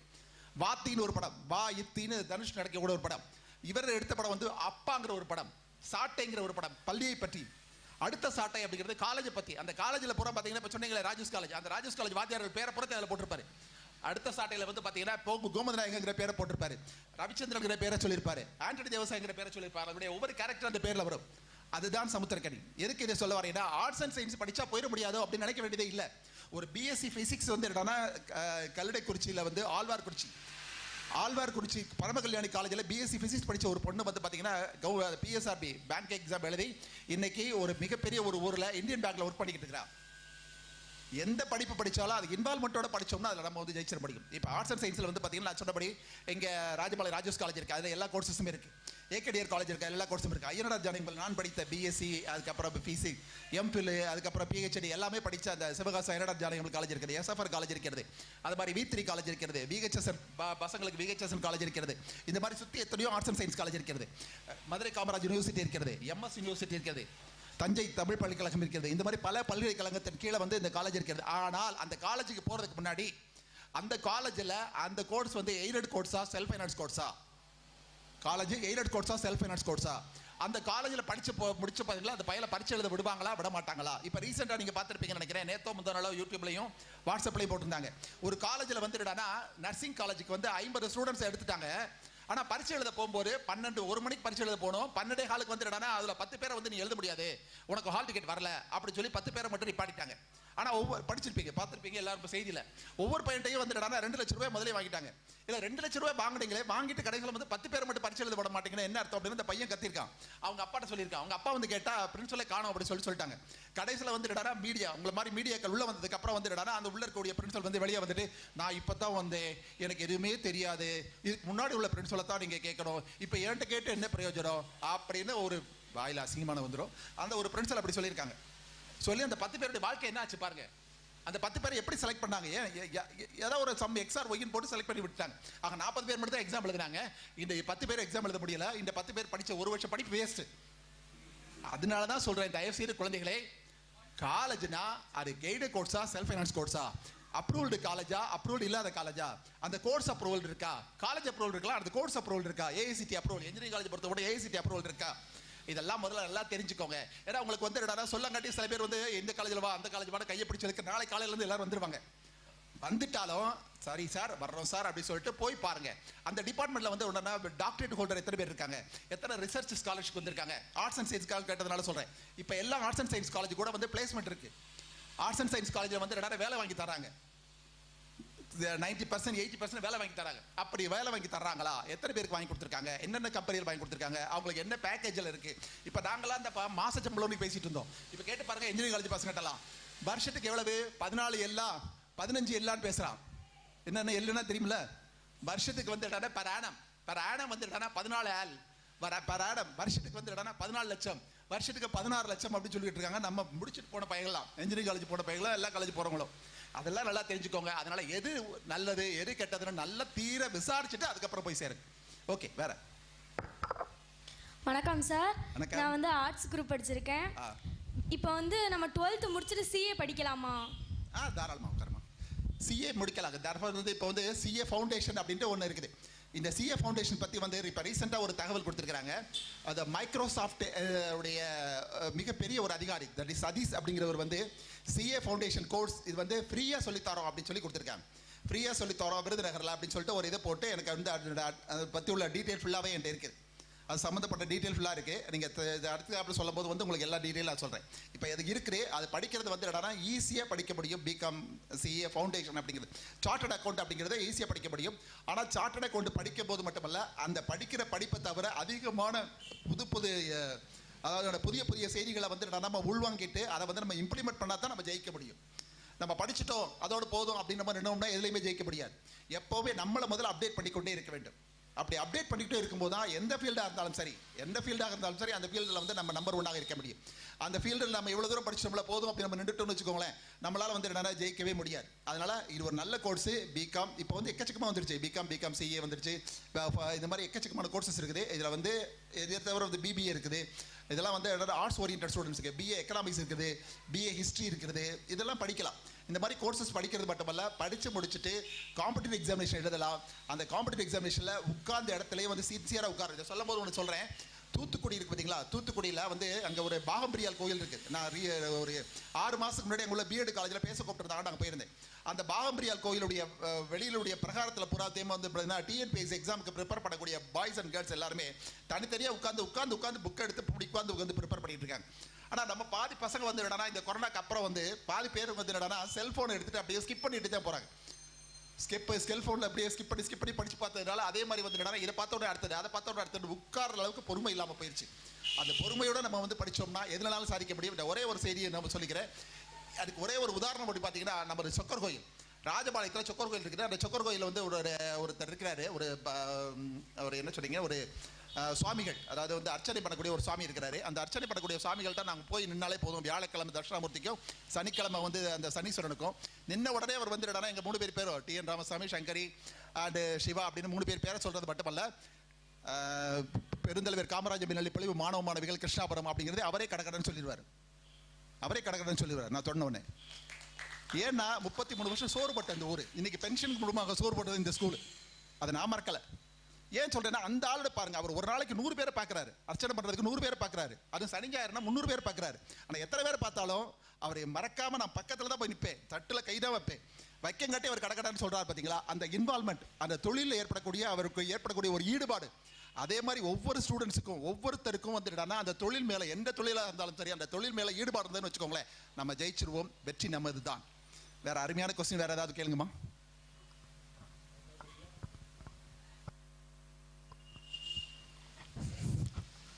மீண்டும் நான் ரஞ்சித் ஜெவி பெருமையுடன் வழங்கும் Rajapalayam Deiva packs, Rajapalayam Phoenix computer centre இணைந்து நடத்தும் இந்த சிகரம் தொடு. ரஞ்சித் டிவினாலே கேள்வி கண்டிப்பாக இருக்கும். நாங்கள் டிவி மூலமாக நீங்கள் வந்து ஸ்டூடெண்ட்டாக கேட்டீங்க, நாங்கள் கேட்கலாமா? ரொம்ப எதிர்பார்ப்பாக இருக்கீங்களா சார்? இப்போ நம்ம சிகரம் தொடுவோம்னு ஒரு தலைப்பு கொடுத்துருக்கோம். சிகரம் தொடுவோம்னா என்ன? சிகரம் தொடுவோம். இப்போ ஒரு எக்ஸாம்பிள் சொல்கிறேன். நீங்கள் ஒரு டீச்சிங் லைனில் இருந்து ஒரு நல்லாசிரியர் விருது பெற்றுட்டீங்க, நீங்கள் சிகரத்தை தொட்டுட்டீங்களா? இல்லை இன்னும் இருக்கா? சிகரம் தொடுவோம்னா நம்ம எவரெஸ்ட் சிகரத்தை தொடுற மாதிரி தொட்டது அர்த்தமா? என்ன அர்த்தம் சொல்லுங்க. இல்லை அதாவது சிகரம் தொடுவோம் அப்படின்னா வந்து என்னன்னா, இப்போ நான் என்ன பொறுத்த மட்டும் வந்து என்னன்னா தொட்டுட்டேன்னு சொல்ல முடியாது. இன்னும் நான் போக வேண்டிய பாதை ரொம்ப இருக்குது. ரொம்ப தூரம் இன்னும் போயிட்டே இருக்கணும், இன்னும் அப்டேட் பண்ணிக்கிட்டே இருக்கணும். ஏன்னா முன்னாடி தெரியும், நான் இது வந்து 90லேருந்து இந்த மாதிரி ஒரு மீடியாவில் இருக்கேன். வசந்தம் டிவி, எஸ்கேஎம் டிவி அப்படிங்கிற பல டிவிகளில். அதே மாதிரி சார் இங்கே வந்து கேபிள் ரேடியோ நடத்திட்டு இருந்தாங்க. ஆனால் அப்போ 90லேருந்துனா இன்னைக்கு ஒரு 23 + 10 33 வருஷத்துக்கு முன்னாடி நடந்த ஆரம்பித்தோம். ஆனால் இன்னைக்கு அதனுடைய டெவலப்மெண்ட் எவ்வளோ தூரம் வந்துருச்சு பாருங்க. முன்னாடி வந்து என்னன்னா சாதாரண டிவியில் உட்காந்து +2 ரிசல்ட் வந்துருச்சுன்னா உடனே வந்து தட்டி உங்களுடைய மார்க் என்ன அப்படிங்கிறத இங்கிறது தட்டி உடனே உங்க வீட்டு டிவியில் வந்து என்னன்னா உங்க ஸ்டூடெண்ட்ஸுடைய மார்க்கை காட்ட வச்சோம். இப்போ அதெல்லாம் அட்வான்ஸ் ஆயிடுச்சு. இப்போ நீங்கள் ஒவ்வொருத்தரும் மொபைல் பார்க்கல உங்களுடைய மார்க்கை பார்க்க ஆரம்பிச்சிட்டீங்க. ஸ்கூல் பக்கம்லாம் வரவே மாட்டாங்க. முன்னாடிலாம் வந்து என்னடா ஓப்பனாக சொல்லிடுவோம், என்னுடைய குரு பாலகிருஷ்ணன் ஐயா வந்து மஞ்சப்பையை எடுத்துட்டு போய் விருதுநகரில் போய் மார்க் ஷீட் வாங்கிட்டு வருவார். ஞாபகம் இருக்குன்னு நினைக்கிறேன். மார்க் ஷீட்டை வாங்கிட்டு வரதுக்கு மஞ்சப்பையோட விருதுநகரில் போய் மார்க் ஷீட் வாங்கிட்டு வருவார். 12th ரிசல்ட் வாங்கிட்டு வருது. நாங்கள் எல்லாரும் அப்படியே கதைக்கு உட்காந்துட்டே இருப்போம். எப்போ வருவார்னு வெயிட் பண்ணிட்டு இருப்போம். அவரெல்லாம் முடிச்சுட்டு ஒரு 2 மணி 2:30 மணி 3 மணிக்கு வருவார். வந்து சாப்பிட்டு முடிச்சுட்டு 3 மணிக்கு வந்த உடனே அப்படியே மார்க் ஷீட் எடுத்துட்டு எத்தனை பேர் பாட்னியில் ஃபர்ஸ்ட், எத்தனை பேர் வந்து 100க்கு 100 எடுத்து 200க்கு 200 எடுத்திருக்காங்க அப்படிங்கிறது ஆவலுடன் பார்ப்போம். இப்போ அப்படியா? இல்லை போயா போ, நாங்களே வீட்டிலேயே பார்த்துட்டோம் எல்லாத்தையும் அப்படின்னு சொல்லிட்டு போயிடுதான். அப்போ இதில் அட்வான்ஸ் ஸ்டேஜ், இதில் அப்டேட் பண்ணக்கூடிய ஸ்டேஜ், அது மாதிரி வந்து இன்னும் போக வேண்டிய தூரம் எவ்வளவோ இருக்குது. அந்த தூரத்துக்கு நம்ம இன்னும் உழைக்கணும், கடுமையாக உழைக்கணும், இன்வால்மெண்ட்டோட உழைக்கணும், சீரியஸாக உழைக்கணும். உழைச்சா நம்ம எவ்வளோ தூரம் போகலாம். ரொம்ப சந்தோஷம் சார், நல்ல ஒரு கொஸ்டின் பதில் கொடுத்துருக்கீங்க. இப்போ உங்கள் வார்த்தை பதிலிருந்து நான் ஒரு கேள்வி கேட்குறேன். ஏன்னா செல்ஃபோன் ஒரு வார்த்தை சொல்லிட்டீங்க. ஆமாம். இந்த செல்ஃபோன்லால் இந்த சின்ன குழந்தைகள்லேருந்து பெரிய ஆள் வரைக்கும் பார்த்துட்டு இருக்காங்க. இது நல்லதா கெட்டதா? இது எப்படி மாணவியை எடுத்துக்கணும்? அது ஒரு சிறு இது சொல்லுங்கள். அது ஒரு நிமிஷம். அதாவது வந்து செல்ஃபோன் அப்படிங்கிறது வந்து இங்கே முதல்ல ஆரம்பிக்கும் போது வந்து ஒரு நம்பர் கால் மட்டும்தான் இருந்தார். இப்போ எப்போ வந்து இந்த மாதிரி வந்து அதாவது என்ன சொல்கிறீங்க, இந்த மாதிரி கால் வந்ததுக்கப்புறம் வந்து டச் ஸ்க்ரீன் வந்ததுக்கப்புறம் வந்து ரொம்ப அட்வான்ஸ் ஆயிடுச்சு. இந்த அட்வான்ஸ் ஆனதுக்கப்புறம் அதில் எவ்வளவோ நல்லது இருக்குது, நான் திரும்ப சொல்கிறேன், எவ்வளவோ நல்லது இருக்குது, ஒரு சில கெட்டது இருக்குது. ஆனால் மக்கள் பூரா பார்க்குறது என்ன அப்படின்னா, இந்த அதனுடைய முக்கியமான courses that is called artificial intelligence சொன்னேன், செயற்கை நுண்ணறிவு அப்படின்ட்டு. இந்த செயற்கை நுண்ணறிவு அப்படிங்கிற ஒரு ஆப் வந்து என்னன்னா உங்களோட செல்ஃபோனில் வச்சுட்டாங்க. இப்போ அது வந்த உடனே நீங்கள் ஒரு யூடியூப்பில் போய் அந்த 3BK ஃப்ளாட் இன் சென்னை நுங்கம்பாக்கம் அப்படின்னு போட்டிங்கன்னா உடனே அடுத்த நிமிஷமே வந்து 3 அறை உள்ள வீடுகள் அப்படின்ட்டு ஒரு கடை காட்ட வைக்கும்.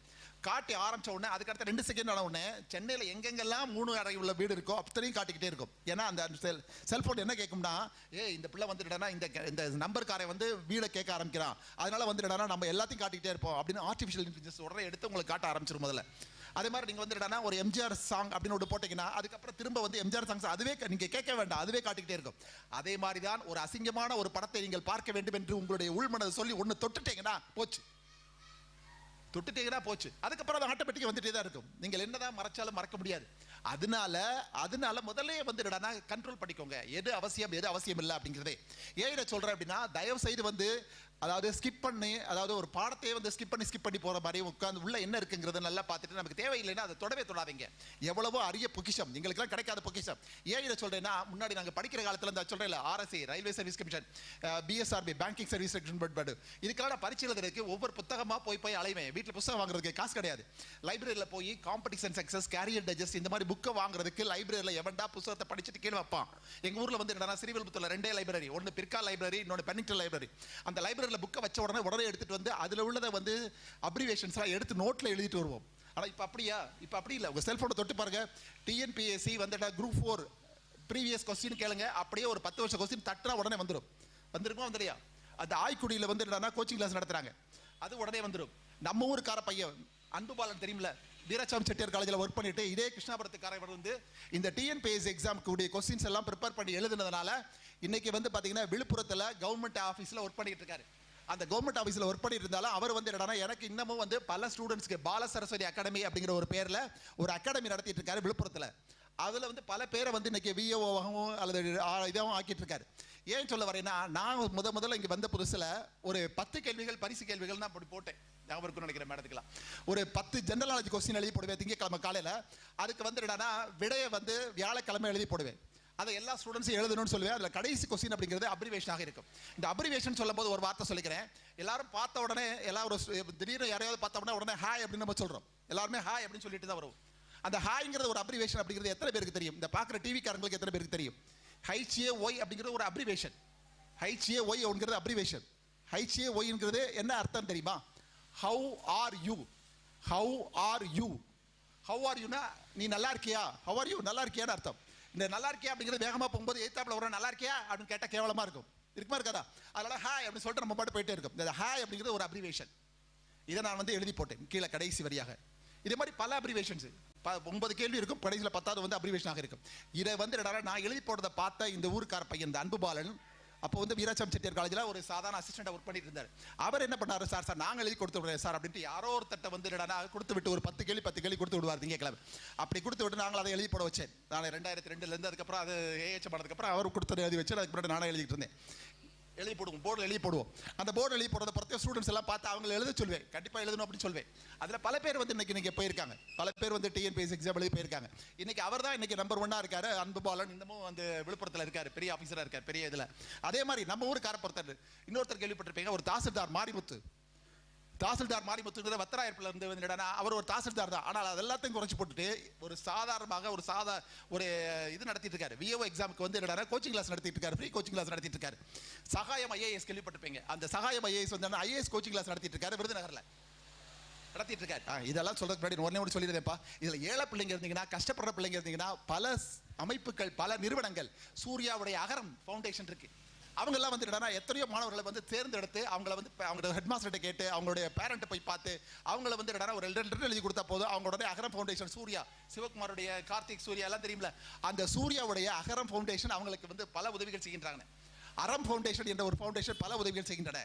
அதை தவிர வந்து என்னன்னா vidyalakshmi.com, அதாவது மத்திய அரசிலிருந்து பேங்க்ல போயெல்லாம் லோனு கலையணுங்கிற அவசியம் இல்லை. அதெல்லாம் போகாம www.vidyalakshmi.co.in. இந்த மாதிரி ஒரு அமைப்பு வந்து என்னன்னா அதுல தட்டுனா போதும் உங்களுக்கு வந்து சென்ட்ரல் கவர்மெண்ட்ல வந்து பேங்க்குக்கு படிக்க முடியல, நீங்க டிகிரி போகணும் அல்லது இன்ஜினியரிங் போகணும், ஆனா படிக்கிறதுக்கு வசதி இல்லை அப்படின்னா அவங்ககிட்ட சொன்னா போதும் அவங்க வந்து என்னன்னா லோன் வாங்கி தரோம் அப்படின்னு சொல்றாங்க. இது மாதிரி பல அமைப்புகள் வந்து வாலண்டியராக வருகின்றன. பல மாணவ செல்வங்கள் நம்ம ஸ்கூல்லேயே படித்த பல ஓல்டு பாய்ஸ் அசோசியேஷன் இவங்கெல்லாம் வந்து என்னடா வெளியில் உள்ள பசங்களாம் வெளியில் வந்துட்டு அவன் வந்து என்னடா நம்ம எப்படியா தூக்கி விடணும், நம்ம பையங்களை அப்படி தூக்கி விடுறதுக்கு ரெடியாக இருக்கார். வேற ஒன்றும் இல்லை. இந்த தேனியில் இருக்க நம்ம ஊர் பக்கத்தில் இருக்கக்கூடிய இந்த ஊர்ல இருந்து வசந்த மலர்ங்கிற ஒரு பொண்ணு படித்தா. அவள் வந்து இன்னைக்கு தேனியுடைய சீஃப் மெடிக்கல் ஆஃபீஸர். அவர் நாடார் பொண்ணு. அந்த பொண்ணு வந்து என்னடா எங்களுடைய என்ட்ரன்ஸ் கோச்சிங் கிளாஸில் என்கிட்ட படிக்க வரும்போது அவங்க மிக புவர் ஃபேமிலி. அந்த பொண்ணுக்கு வந்து என்னடா நமக்கு தெரியும், நான் சொல்றதுல தப்பு பண்ணல, நான் உண்மையை தான் சொல்றேன். இப்ப இருக்க நம்ம கரிக்கோல் ராஜ் இருக்கிற மாதிரி அதற்கு முன்னாடி அறிவானந்த பாண்டியன் இருந்தார். அந்த அறிவானந்த பாண்டியன் ஐயாவுக்கு அப்பெல்லாம் செல்போன் கிடையாது. ஒரு ஸ்கூல்ல இருந்து தான் ஒரு ஃபோன் பண்ணேன். அவர் அந்த பொண்ணை வர சொன்னாரு, மதுரைக்கு அனுப்பி விட்டு, மதுரையில் தெற்கு மாசி வீதியில் தான் அவங்களோட ஆஃபீஸ் இருக்குது, நாடார் மகாஜன சங்க ஆஃபீஸ். அதுக்கு போனா அந்த போய் காலையில வந்து சக்தி பஸ் இருக்கும் நம்ம ஊர்ல 8 மணிக்கு போகக்கூடிய ஜெயவிலாஸ் பஸ்ல ஏற்றி விட்டேன். அவள் போன உடனே அவளுக்கு ஒரு பிஸ்கட் பாக்கெட்டும் 20 ரூபாயும் கையில் கொடுத்து விட்டேன். என்கிட்ட அவ்வளோதான் இருந்தது. அவங்க அப்பாவும் அவளும் போனாங்க. போன உடனே அந்த போய் சாயங்காலம் வரும்போது 12,500 ரூபா திருநெல்வேலி மெடிக்கல் காலேஜில் சேர வேண்டிய ஃபீஸ். அந்த திருநெல்வேலி மெடிக்கல் காலேஜில் சேர வேண்டிய ஃபீஸ் அவர் கொடுத்து விட்டார் அறிவானந்த பாண்டியன். அவர் வாங்கிட்டு போய் அது போய் மறுநாள் காலையில் போய் சேர்ந்தா. அதுக்கப்புறம் ஒவ்வொரு டாக்டரா போய் ராஜபாளத்துடைய ஒவ்வொரு டாக்டர்ட்டையும் மாசம் ஃபீஸ் கட்ட வச்சேன். இன்னைக்கு அந்த பொண்ணு வந்து தேனி மெடிக்கல் காலேஜோட சீஃப் மெடிக்கல் ஆஃபீஸராக இருக்கிறாள். அவருடைய மகள் 9ஆம் கிளாஸ் படிக்கிறாள். இன்னும் என்னுடைய தொடர்பு கொண்டிருக்கின்றாள். ஏன் இதை பெருமையாக சொல்றேன் அப்படின்னா, படிக்க வைக்கணும்னா, இன்வால்மெண்ட் இருந்தோம்னா உதவி செய்வதற்கு எத்தனையோ கரங்கள் ரெடியாக இருக்கின்றன. எனவே அன்னைக்கு ஒரு பாத்தீங்களா ஒரு போலீஸ் இன்ஸ்பெக்டர், நீங்க வாட்ஸ்அப்ல பாத்திருப்பீங்க, ஒரு போலீஸ்காரர் வந்து என்னன்னா எப்படியாவது படிமா உனக்கா எவன் காலில் விழுந்தாதான் உனக்கு வேலை வாங்கி படிக்க வைக்கிறேன் அப்படின்னு சொன்னாரு. அந்த சொன்ன செய்தி தமிழ்நாடு முதலமைச்சருக்கு சேர்ந்துருச்சு. அந்த தமிழ்நாடு முதலமைச்சர் உடனே கூப்பிட்டு அவர்கிட்ட பாராட்டினார் அப்படின்லாம் பார்த்திருப்பீங்க. அப்ப எத்தனையோ நல்ல உள்ளங்கள் இருக்கின்றார்கள், உதவி செய்யணுங்கிற உள்ளங்கள் இருக்கின்றார்கள். அந்த உள்ளங்களை நம்ம பயன்படுத்திக் கொள்வது மட்டும்தான் நம்ம கையில் இருக்கு. செல்போன் பற்றி தான் கேட்டேன் சார். சென்ட்ரல்லேருந்து ஸ்டேட் வரைக்கும் போய் பயங்கரமாக நமக்கு விளக்கிட்டாங்க. சரி, அடுத்த கொஸ்டின் கேட்கலாம் சார். நானும் பல பேட்டிகளில் கேட்டிருக்கோம், ஸ்கூல் மாணவ மாணவிகளில் கேட்டிருக்கோம். உங்களுடைய அம்பிஷன், உன்னுடைய எதிர்கால திட்டம் என்ன அப்படின்னா, இன்ஜினியர் ஆகணும், டாக்டர் ஆகணும், ஐடி ஃபீல்டில் போகணும் தான் சொல்கிறாங்க ஒழிய, நான் ஒரு அக்ரிகல்ச்சரை படித்து விவசாயம் பண்ணணும், நான் ஒரு லா படித்து ஒரு நல்ல ஒரு பொலிட்டிக்கல் லெவலில் நல்ல ஒரு அரசியல்வாதியாக வரணும் அப்படின்னு யாரும் சொல்ல மாட்டேன்றாங்களா சார்? ஏன் சார்? அதுக்கு என்ன காரணம்? அது வந்து ஒரு பேரண்ட்ஸோடைய ஒரு மிஸ்டேக்கா இல்லை ஆசிரியருடைய மிஸ்டேக்கா? ஏன் இப்போ உள்ள ஸ்டூடெண்ட் சொல்ல மாட்டேங்க? இல்லை அதாவது வந்து பொலிட்டிக்கல் வந்து போகலாம். முன்னாடி வந்து ஒரு அந்த தலைமுறையில் வந்து காமராஜர் போன்ற பீரியட் எல்லாம் வந்து இருந்த காலங்கள். இப்போ உள்ள காலகட்டத்துக்கு தகுந்தபடி வந்து எல்லாருடைய பேரண்ட்ஸ் விரும்புறது வந்து முடிச்ச உடனே பையன் ஏதாவது சம்பாதிச்சு கொடுக்க மாட்டானோ அப்படின்னு பேரண்ட்ஸ் விரும்புறாங்க. பேரண்ட்ஸ் நினைக்கிறாங்க சார், நம்ம டீச்சிங் ஸ்கூலில் வர்றாங்க, அந்த பிள்ளைகளுக்கு நீங்கள் ஒரு மாதா பிதா குரு தெய்வம் தான் சொல்கிறோம், நீங்கள் அடுத்த தலைமுறையை கொஞ்சம் நல்ல பெருந்தலைவர் மாதிரியே வாங்க அப்படின்னு சொல்லி கொடுத்து பிள்ளைகளை கொண்டு வரலாம்ல. அதாவது சார் அதில் வந்து சில ஸ்டூடெண்ட்ஸ், அதாவது வந்து சில டீச்சர்ஸ், மேக்ஸிமம் டீச்சர்ஸ் வந்து என்னன்னா நல்ல பாதையில் போடும் அப்படின்னு தான் சொல்லிட்டு இருக்காங்க. ஆனா இப்ப இந்த 2 வருட கொரோனா பீரியட் வந்து மாணவர்கள் மத்தியில வந்து எக்கச்சக்கமான அதாவது டிஸ்ட்ராக்ஷன், அதாவது கவனச்சிதறலை அதிகமாக கொண்டு வந்துருச்சு சார். இந்த 2 வருஷத்துல 2 கவனச்சிதறல் கொண்டு வந்ததுக்கு அப்புறம் அவங்களை திரும்ப உட்கார வைக்கிறது, உட்கார்ந்து படிக்க வைக்கிறது அப்படிங்கிறது மிக சிரமமான செயலாக இருக்கிறது. ஆனாலும் இப்ப இருக்கக்கூடிய இந்த தமிழ்நாடு அரசு நல்லா கவனிங்க. இதுக்கு ஏன் சொல்றேன்னா, எதுக்குன்னு சொல்ல வரல. இப்ப வந்து போன வருஷம் வந்து ஒரு இந்த புத்தகம் வந்து மிக முக்கியமான புத்தகம், இதெல்லாம் பார்த்துக்கோங்க. இது எல்லா மாணவர்கள் கையிலையும், அதாவது கல்லூரி மாணவர்கள் கையில வந்து என்னன்னா 1 லட்சம் கல்லூரி மாணவர்கள் கையில இது இருக்குது. இதுல வந்து வெளிநாட்டில் படிக்கணும்னா என்னென்ன கோர்சஸ் படிக்கணும், வெளிநாட்டில் படிக்கணும்னா எது படித்தா அங்கே அக்செப்ட் பண்ணுவாங்க. இப்போ பிரிட்டனில் போகணும் அல்லது வந்து ஆஸ்திரேலியாவில் போகணும் அப்படின்னா வந்து பார்த்தீங்கன்னா IELTS அப்படிங்கிற ஒரு எக்ஸாம் எழுதினா தான், அந்த இங்கிலீஷ் இருந்தால் தான் அவங்க உள்ளே விடுவாங்க. அதே மாதிரி மீதி உள்ள 119 கண்ட்ரீஸ் இருக்குது. அந்த 119 கண்ட்ரீஸில் படிக்கணும் அப்படின்னா TOEFL என்று அழைக்கப்படக்கூடிய test of English as a foreign language TOEFL அப்படிங்கிற ஒரு எக்ஸாம் எழுதுனா தான் நீங்கள் உள்ளே போகணும் அப்படின்னு சொல்கிறாங்க. இந்த மாதிரி எல்லாம் வந்து என்னடா இதுக்காக என்ன பண்ணாங்க அப்படின்னா 2 மாசமாக வந்து ஒரு 1,00,000 மாணவர்களுக்கு நான் ஏற்கனவே சொன்னேன் 60 காலேஜஸ் செலக்ட் பண்ணி இவங்களை எல்லா ஸ்டூடெண்ட்ஸையும் வர சொல்லி தமிழ் பண்பாடு தமிழ் மரபு அப்படிங்கிற ஒரு டைட்டில் இன்னொன்று வந்து என்னன்னா எந்தெந்த கல்லூரிகளுக்கு வந்து எந்தெந்த வெளிநாட்டுக்கு போகலாம், எந்தெந்த உள்நாட்டில் வந்து எந்தெந்த அமைப்புகள் இதெல்லாம் பரீட்சை நடத்துகிறாங்க, டிஎன்பிஎஸ்சி நடத்துகிறாங்க, எஸ்எஸ்சி நடத்துகிறாங்க அப்படிங்கிறது பூராமே இந்த தகவல் அதில் இருக்குது. எங்கெங்கே வேறு லாங்குவேஜ் படிக்கணும்னா படிக்கலாம் அப்படிங்கிற தகவலாம் இருக்குது. எதுக்கு சொல்கிறேன்னா அதே மாதிரி அடுத்த வருஷம் நல்லா கவனிங்க, நாளைக்கு தான் +2 ரிசல்ட் வரப்போகுது. ஆனால் அடுத்த வருஷம் +2 எக்ஸாம் வந்து மார்ச் மாதம் 18ஆம் தேதி ஆரம்பிக்க போகுதுங்கிற தகவல் வந்துருச்சா வரலையா? இது வரைக்கும் வந்ததில்லை சார். அடுத்த வருஷம் நான் சொல்றேன் 2024 மார்ச் 18 வந்து 12th exam, March 19 11th exam, April 8ஆம் தேதி 10th எக்ஸாம் அப்படிங்கிறது வந்து என்னன்னா that is the long thoughts. யோசிச்சு பாருங்க, அரசு வந்து என்னன்னா மாணவர்கள் எப்படியாவது நல்லா வந்துடணும் எப்படியாம போராடுறாங்க, ஆசிரியர்கள் அதை விட போராடுறாங்க, அதுக்கு மாற்று கருத்தே இல்லை. ஆனால் இனி வரக்கூடிய இப்போ இருக்கக்கூடிய மாணவர்கள் வந்து நாளைக்கு ரிசல்ட் வந்த உடனே சில பேர் மார்க் குறைஞ்சிருச்சு வச்சுக்கோங்க, ஐயோ துக்கப்பட்டு துயரப்பட்டு அழுது மண்டையை உடைச்சு ஃபோட்டோ உடைச்சு சாமியை போட்டு இன்னொரு கீழே போட்டு நொறுக்கி ஐயோ நான் நினச்சபடி வரலையே அதெல்லாம் ஒன்றும் வேண்டாம். எது படித்தாலும் சரி அதில் நல்லா படித்து ஆர்வமோட படித்து இன்வால்மெண்ட்டோட படித்தோம்னா நம்மளால் ஜெயிக்க முடியும். அதை மட்டும் மனசில் வச்சுக்கோங்க. அதான் சார், இப்போ அந்த கேள்வி தான் கேட்கணும் பார்த்தா நீங்கள் பதில் சொல்லிட்டீங்க. அதாவது +2 மாணவர்கள் எழுதிருக்காங்க. இப்போ நாளைக்கு ரிசல்ட்டு, இன்றைக்கி நீட் எக்ஸாம் 1.5 லட்சம் பேர் எழுதியிருக்காங்க. ஒரு ரிசல்ட் வரும்போது ஒரு பயம் வந்துடுது அவங்களுக்கு. சரி, நம்ம எதிர்பார்க்காத ரிசல்ட் வந்த உடனே அவங்க தன்னைத்தானே தாழ்த்திக்கிட்டு தற்கொலை முயற்சிகளெல்லாம் போகிறாங்க. அவங்களுக்கு இந்த மாணவர்களுக்கு நீங்கள் கூறக்கூடிய அறிவுரை சொல்லுங்கள். அதாவது வந்து நாளைக்கு ரிசல்ட் வந்த உடனே எதுக்காக பாருங்க, அரசு இந்த தமிழ்நாடு அரசு வந்து இன்னைக்கு நீட் எக்ஸாம் இருக்குங்கிறதுக்காக 5ஆம் தேதி வந்து வர வேண்டிய ரிசல்ட்டை இந்த +2 ரிசல்ட் நாளைக்கு மாற்றிருக்காங்க. ஏன் அப்படின்னா காரணம் என்னன்னா அன்னைக்கு ரிசல்ட் வந்துருந்தேன்னு வச்சுக்கோங்க, சில பேர் வந்து 600 மார்க்கில் வந்து 400 மார்க் எடுத்திருக்காங்க, 300 மார்க் எடுத்திருக்காங்க அப்படின்னா ஐயோ நான் ஃபிசிக்ஸ்ல எல்லாம் வந்து நான் 100க்கு 100 மார்க் எதிர்பார்த்திருந்தேனே, வெறும் 50 மார்க் தான் எடுத்துட்டேன், இதை வச்சுட்டு நான் எப்படி நான் வந்து நீட் எக்ஸாமில் எழுத முடியும், இதை வச்சுட்டு நான் எப்படி வந்து எனக்கு மெடிக்கல் காலேஜ் கிடைக்கும் அப்படிங்கிற மாதிரி ஒரு ஃபங்க் ஆயிடுவாங்க. அப்படி ஃபங்க் ஆகிட்டாங்கன்னா ஆட்டோமேட்டிக்காக வந்து இந்த நீட் ப்ரிப்பரேஷன் டல் ஆயிரும். அந்த டல்லாக கூடாது, அது எப்படியோ அது ஒரு பக்கம். ஏன்னா இதில் என்ன பியூட்டி அப்படின்னா இன்றைக்கி +2ல எடுக்கிற மார்க்கை ஒத்த மார்க்கை கூட நீட்டுக்கு எடுக்கிறது இல்லை. நான் சொன்னேன் அது பழைய எம்ஜிஆர் பீரியட்ல யாரும் அதெல்லாம் எடுத்துட்டாங்க. ஆனால் இப்போ வந்து அது எடுக்கிறதே இல்லை. அதாவது இது நம்மளுடைய மேல அதிகாரத்திலிருந்து வர்றதுனால இந்த நீட் எக்ஸாம் வந்ததுக்கப்புறம் ஒன்லி நீட் மார்க் மட்டும்தான் 720 மார்க் அப்படிங்கிற நீட் மார்க் மட்டும்தான் வச்சு தான் மெடிக்கல் காலேஜ் கொடுக்குறாங்க. பட் இருந்தாலும் மாணவர்கள் நலனில் அக்கறையுடன் இருந்த காரணத்தினால் பரீட்சையை வந்து ரிசல்ட்டை போஸ்ட்போன் பண்ணுங்க நாளைக்கு கொடுக்குறாங்க. இந்த நாளைக்கு வரக்கூடிய ரிசல்ட்டில் 8 லட்சம் பேர் எழுதக்கூடிய ரிசல்ட்டில் மார்க் ஒரு சில சப்ஜெக்டில் குறைய எடுத்தாலும் அதுக்காக அந்த மாணவர்கள் வந்து வருத்தப்பட வேண்டியதில்லை. உங்களுக்கு இன்னொரு தெரியும், சப்போஸ் ஃபெயில் ஆகிட்டா கூட வந்து அடுத்தாப்புல வந்து அடுத்த எக்ஸாம் அடுத்தாப்புல வரும், ஒரு 2 மாசத்துல அடுத்த எக்ஸாம் வரும். இன்ஸ்டன்ட் எக்ஸாமினேஷன் கேள்விப்பட்டிருப்பீங்க, உடனடி தேர்வு. அந்த உடனடி தேர்வு உடனே எழுதிட முடியும். அந்த உடனடி தேர்வுடைய கைடன்ஸ் போடாம அந்தந்த தலைமை ஆசிரியர்கள்ட்ட சொல்லியிருக்காங்க, நீங்க உடனே வந்து கைட் பண்ணி அந்த பையனை எழுத வச்சிருங்க அப்படின்ட்டு. அதனால அந்த இன்ஸ்டன்ட் எக்ஸாமினேஷன் எழுதி ஆட்டோமேட்டிக்காக உடனே எழுதி பாஸ் பண்ணிட்டு வெளியே வந்துடலாம். முதல்ல மார்க் குறைஞ்சிட்டாலும் சரி, எந்த காலேஜில் நல்ல காலேஜான்னு பார்த்து அந்த காலேஜில் சேர்ந்து அந்த படிப்பில் அதிக மதிப்பெண், எந்த படிப்பாக இருந்தாலும் சரி, நான் இப்போ சொன்னேன் பிஎஸ்சி மேத்ஸில் போய் சேர்ந்தா அதுலேருந்து மார்க் எடுத்து வந்துட முடியும், ஃபிசிக்ஸ் சேர்ந்தா அதுலேருந்து மார்க் எடுத்து வந்துட முடியும், கெமிஸ்ட்ரி அதுலேருந்து மார்க் எடுத்து வந்துட முடியும். எந்த படிப்போ அதில் முழுமையான ஈடுபாட்டுடன் படிச்சுக்கிட்டு இருக்கும் போதே, நல்லா கவனிங்க, படிச்சுக்கிட்டு இருக்கும் போதே இந்த டிஎன்பிஎஸ்சி இந்த பாப்பா கேட்டா பார்த்தீங்களா, இந்த மாதிரி போட்டித் தேர்வுகளுக்கு தயார்படுத்திக் கொள்ளுங்கள். போட்டித் தேர்வுகளுக்கு தயார்படுத்திக்கிட்டீங்கன்னா இந்த கோர்ஸ் முடியும் போதே அந்த போட்டித் தேர்வில் ரெடி ஆகிட முடியும். இன்னொரு மிக முக்கியமான கேள்வி ஒரு யாருமே கேட்கல சார், நமக்கு இல்லைங்கிறதுனால அது நான் கொஞ்சம் தெளிவாக சொல்லிடுறேன். எல்லாருமே வந்து சென்னையில் சிபிஎஸ்சி படித்த ஸ்டூடெண்ட்ஸ் இங்கே யாருமே வரல. இந்த சிபிஎஸ்சி படித்த ஸ்டூடெண்ட்ஸ் எல்லாருமே இந்த ஐஐடி எக்ஸாம்னா என்னன்னு கேட்பாங்க. ஐஐடிங்கிறது ரொம்ப முக்கியமானது. சென்னை ஐஐடி இருக்குது, இது மாதிரி வந்து பல்வேறு பெருநகரங்களில் ஐஐடி இருக்குது, இந்தியன் இன்ஸ்டியூட் ஆஃப் டெக்னாலஜி அப்படிங்கிறபடிய மிகப்பெரிய ஒரு இன்ஜினியரிங் படிப்பது. அந்த மிகப்பெரிய இன்ஜினியரிங் படிப்பு படிக்கணும் அப்படின்னா வந்து பார்த்தீங்கன்னா ஒரு இங்கிலீஷ் மீடியம் ஸ்டூடெண்ட்ஸு, அது குறிப்பாக வந்து பார்த்தீங்கன்னா சிபிஎஸ்சியில் படித்த ஸ்டூடெண்ட்ஸு, குறிப்பாக வந்து மேத்ஸ் ஃபிசிக்ஸ் கெமிஸ்ட்ரியில் ரொம்ப நல்லா படித்த ஸ்டூடெண்ட்ஸு, ஜேஇஇ என்று அழைக்கப்படக்கூடிய ஜாயின்ட் என்ட்ரன்ஸ் எக்ஸாம் எழுதி பாஸ் பண்ணுற ஸ்டூடெண்ட்ஸு. அதில் இந்த ஜாயின்ட் என்ட்ரன்ஸ் எக்ஸாமினேஷன் அப்படிங்கிறதுல மெயின் எக்ஸாம் முதல்ல எழுதணும். அந்த மெயின் எக்ஸாமினேஷன்ல இதே மாதிரி வந்து 3 பேப்பர், இந்த 3 பேப்பர்லையும் எக்ஸாம் எழுதி பாஸ் பண்ணி அதில் மினிமம் ஒரு 55% எடுத்தா தான் அவ ஜேஇஇ அட்வான்ஸ் கோர்ஸ் போக முடியும். ஜேஇஇ அட்வான்ஸ்ட் கோர்ஸ் போக முடியும். அந்த ஜேஇஇ அட்வான்ஸ் கோர்ஸ்லையும் வந்துடுனா அதுலேயும் இதே 3 பேப்பர், அதுலேயும் அதிக மார்க் எடுத்து ரேங்க் வந்தால் தான். நான் எப்படி ஐஏஎஸ் ரேங்க் சொன்னேன் பார்த்தீங்களா, இந்த ரேங்க்கு தகுந்தபடி தான் ஐஏஎஸ் கொடுப்பாங்க, ரேங்க் குறைஞ்சிருச்சு அப்படின்னா ஐஎஃப்எஸ் கொடுப்பாங்கன்னு சொன்னேன்ல, அதே மாதிரி அந்த ரேங்க் படி வச்சுக்கிட்டு அதுக்கப்புறம் வந்துடுனா உங்களுக்கு காலேஜ் செலக்ட் பண்ணி கொடுப்பாங்க. இதுதான் ஐஐடியில் சேர்ற முறை. இந்த ஐஐடியில் சேர்ற முறை வந்து என்னன்னா இப்போ வந்து மெட்ராஸ் ஐஐடி இருக்கிறது, காரக்பூர் ஐஐடி இருக்கிறது, புனேல ஐஐடி இருக்குது, இந்த மாதிரி பல ஐஐடி இருக்கிறது. ஆனால் இப்போ என்ன பண்ணியிருக்காங்கன்னா இந்த ஐஐடியில் டேட்டா சயின்ஸ் கோர்ஸ் மட்டும் இந்த இந்த எக்ஸாம் ஜேஇஇ பரீட்சை எழுதாம கூட +2 மார்க்கை வச்சு மெட்ராஸ் ஐஐடியில் போய் படிக்க முடியும்.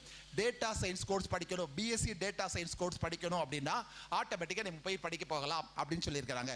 இதை தவிர ஒரு 26 கோர்ஸ் கொடுத்துருக்காங்க. அந்த கோர்ஸில் சிஐடி என்ற காமன் என்ட்ரன்ஸ் டெஸ்ட் அப்படின்னு சொல்றாங்க, சிஇடி அப்படின்னு. அந்த டெஸ்ட் எழுதினா போதும். இந்த மாதிரி வந்து ஜேஇஇ மாதிரி கஷ்டமானது கிடையாது. அந்த எழுதினா போதும், அந்த எழுதினா கூட நீங்க வந்து ஆட்டோமேட்டிக்கா போயிடலாம் அப்படின்னு சொல்லியிருக்காங்க. ஏன்னா இது மிக முக்கியமான பதிவு. ஐஐடியை பத்தி பல பேர் கேட்பாங்க அப்படிங்கிறதுக்காக தான் இதை வந்து சொல்றேன். ஏன்னா பார்த்துருக்கக்கூடிய நீ சொல்றீங்களா ஆஸ்திரேலியாவில் அமெரிக்காவில் இருக்கக்கூடிய ஸ்டூடெண்ட்ஸ் எல்லாம் என்னடா வாத்தியார் சும்மா உட்காந்து பிசிக்ஸ் கெமிஸ்ட்ரி இந்த லோக்கல் மட்டும் சொல்லிட்டு போனார், இருந்தாலும் கூட தெரியல போலுக்கு அப்படின்னு. இல்ல, ஐஐடி மிக முக்கியம், அதில் மாற்று கருத்தே இல்லை. அந்த ஐஐடி ப்ரிப்பேர் பண்ணணும்னா இந்த 3 சப்ஜெக்ட் நல்லா ப்ரிப்பேர் பண்ணுங்க. ஜேஇஇ எக்ஸாமுக்கு ப்ரிப்பேர் பண்ணுங்க, அட்வான்ஸ்டு கோர்ஸ்க்கு ப்ரிப்பேர் பண்ணுங்க. அதுக்கப்புறம் வந்து என்னன்னா அவருடைய ஓரல் இன்டர்வியூ அட்டெண்ட் பண்ணீங்கன்னா கிடைச்சிடும், செலக்ட் பண்ணிடலாம். மிக சிறப்பு சார், மிக சிறப்பான ஒரு கொஸ்டின் ஆன்சர். ரொம்ப ரொம்ப நல்லா பிடிச்சிருந்ததா? வேறு ஏதாவது சார்ட்ட கேள்வி கேட்க போறீங்களா நீங்கள்? நல்லா இருந்ததா? அப்போ சாருக்கு ஒரு பெரிய கிளாப்ஸ் கொடுத்துடலாமா? ரொம்ப நன்றி சார். நாங்கள் எதிர்பார்க்காதது இந்த மாதிரி கொஸ்டின்லாம் கண்டிப்பாக நீங்கள் மிக சிறப்பாக கொடுப்பீங்கன்னு எனக்கு நல்லா தெரியும். எங்கள் ரஞ்சித் டிவி மூலமாகவும் ரஞ்சித் யூடியூப் பார்த்துக்கிட்டு இருக்க அனைத்து நேயர்களுக்கும் எங்களுடைய ரஞ்சித் சார்பாக சாருக்கு மிக்க நன்றியை தெரிவித்துக் கொள்கிறோம்.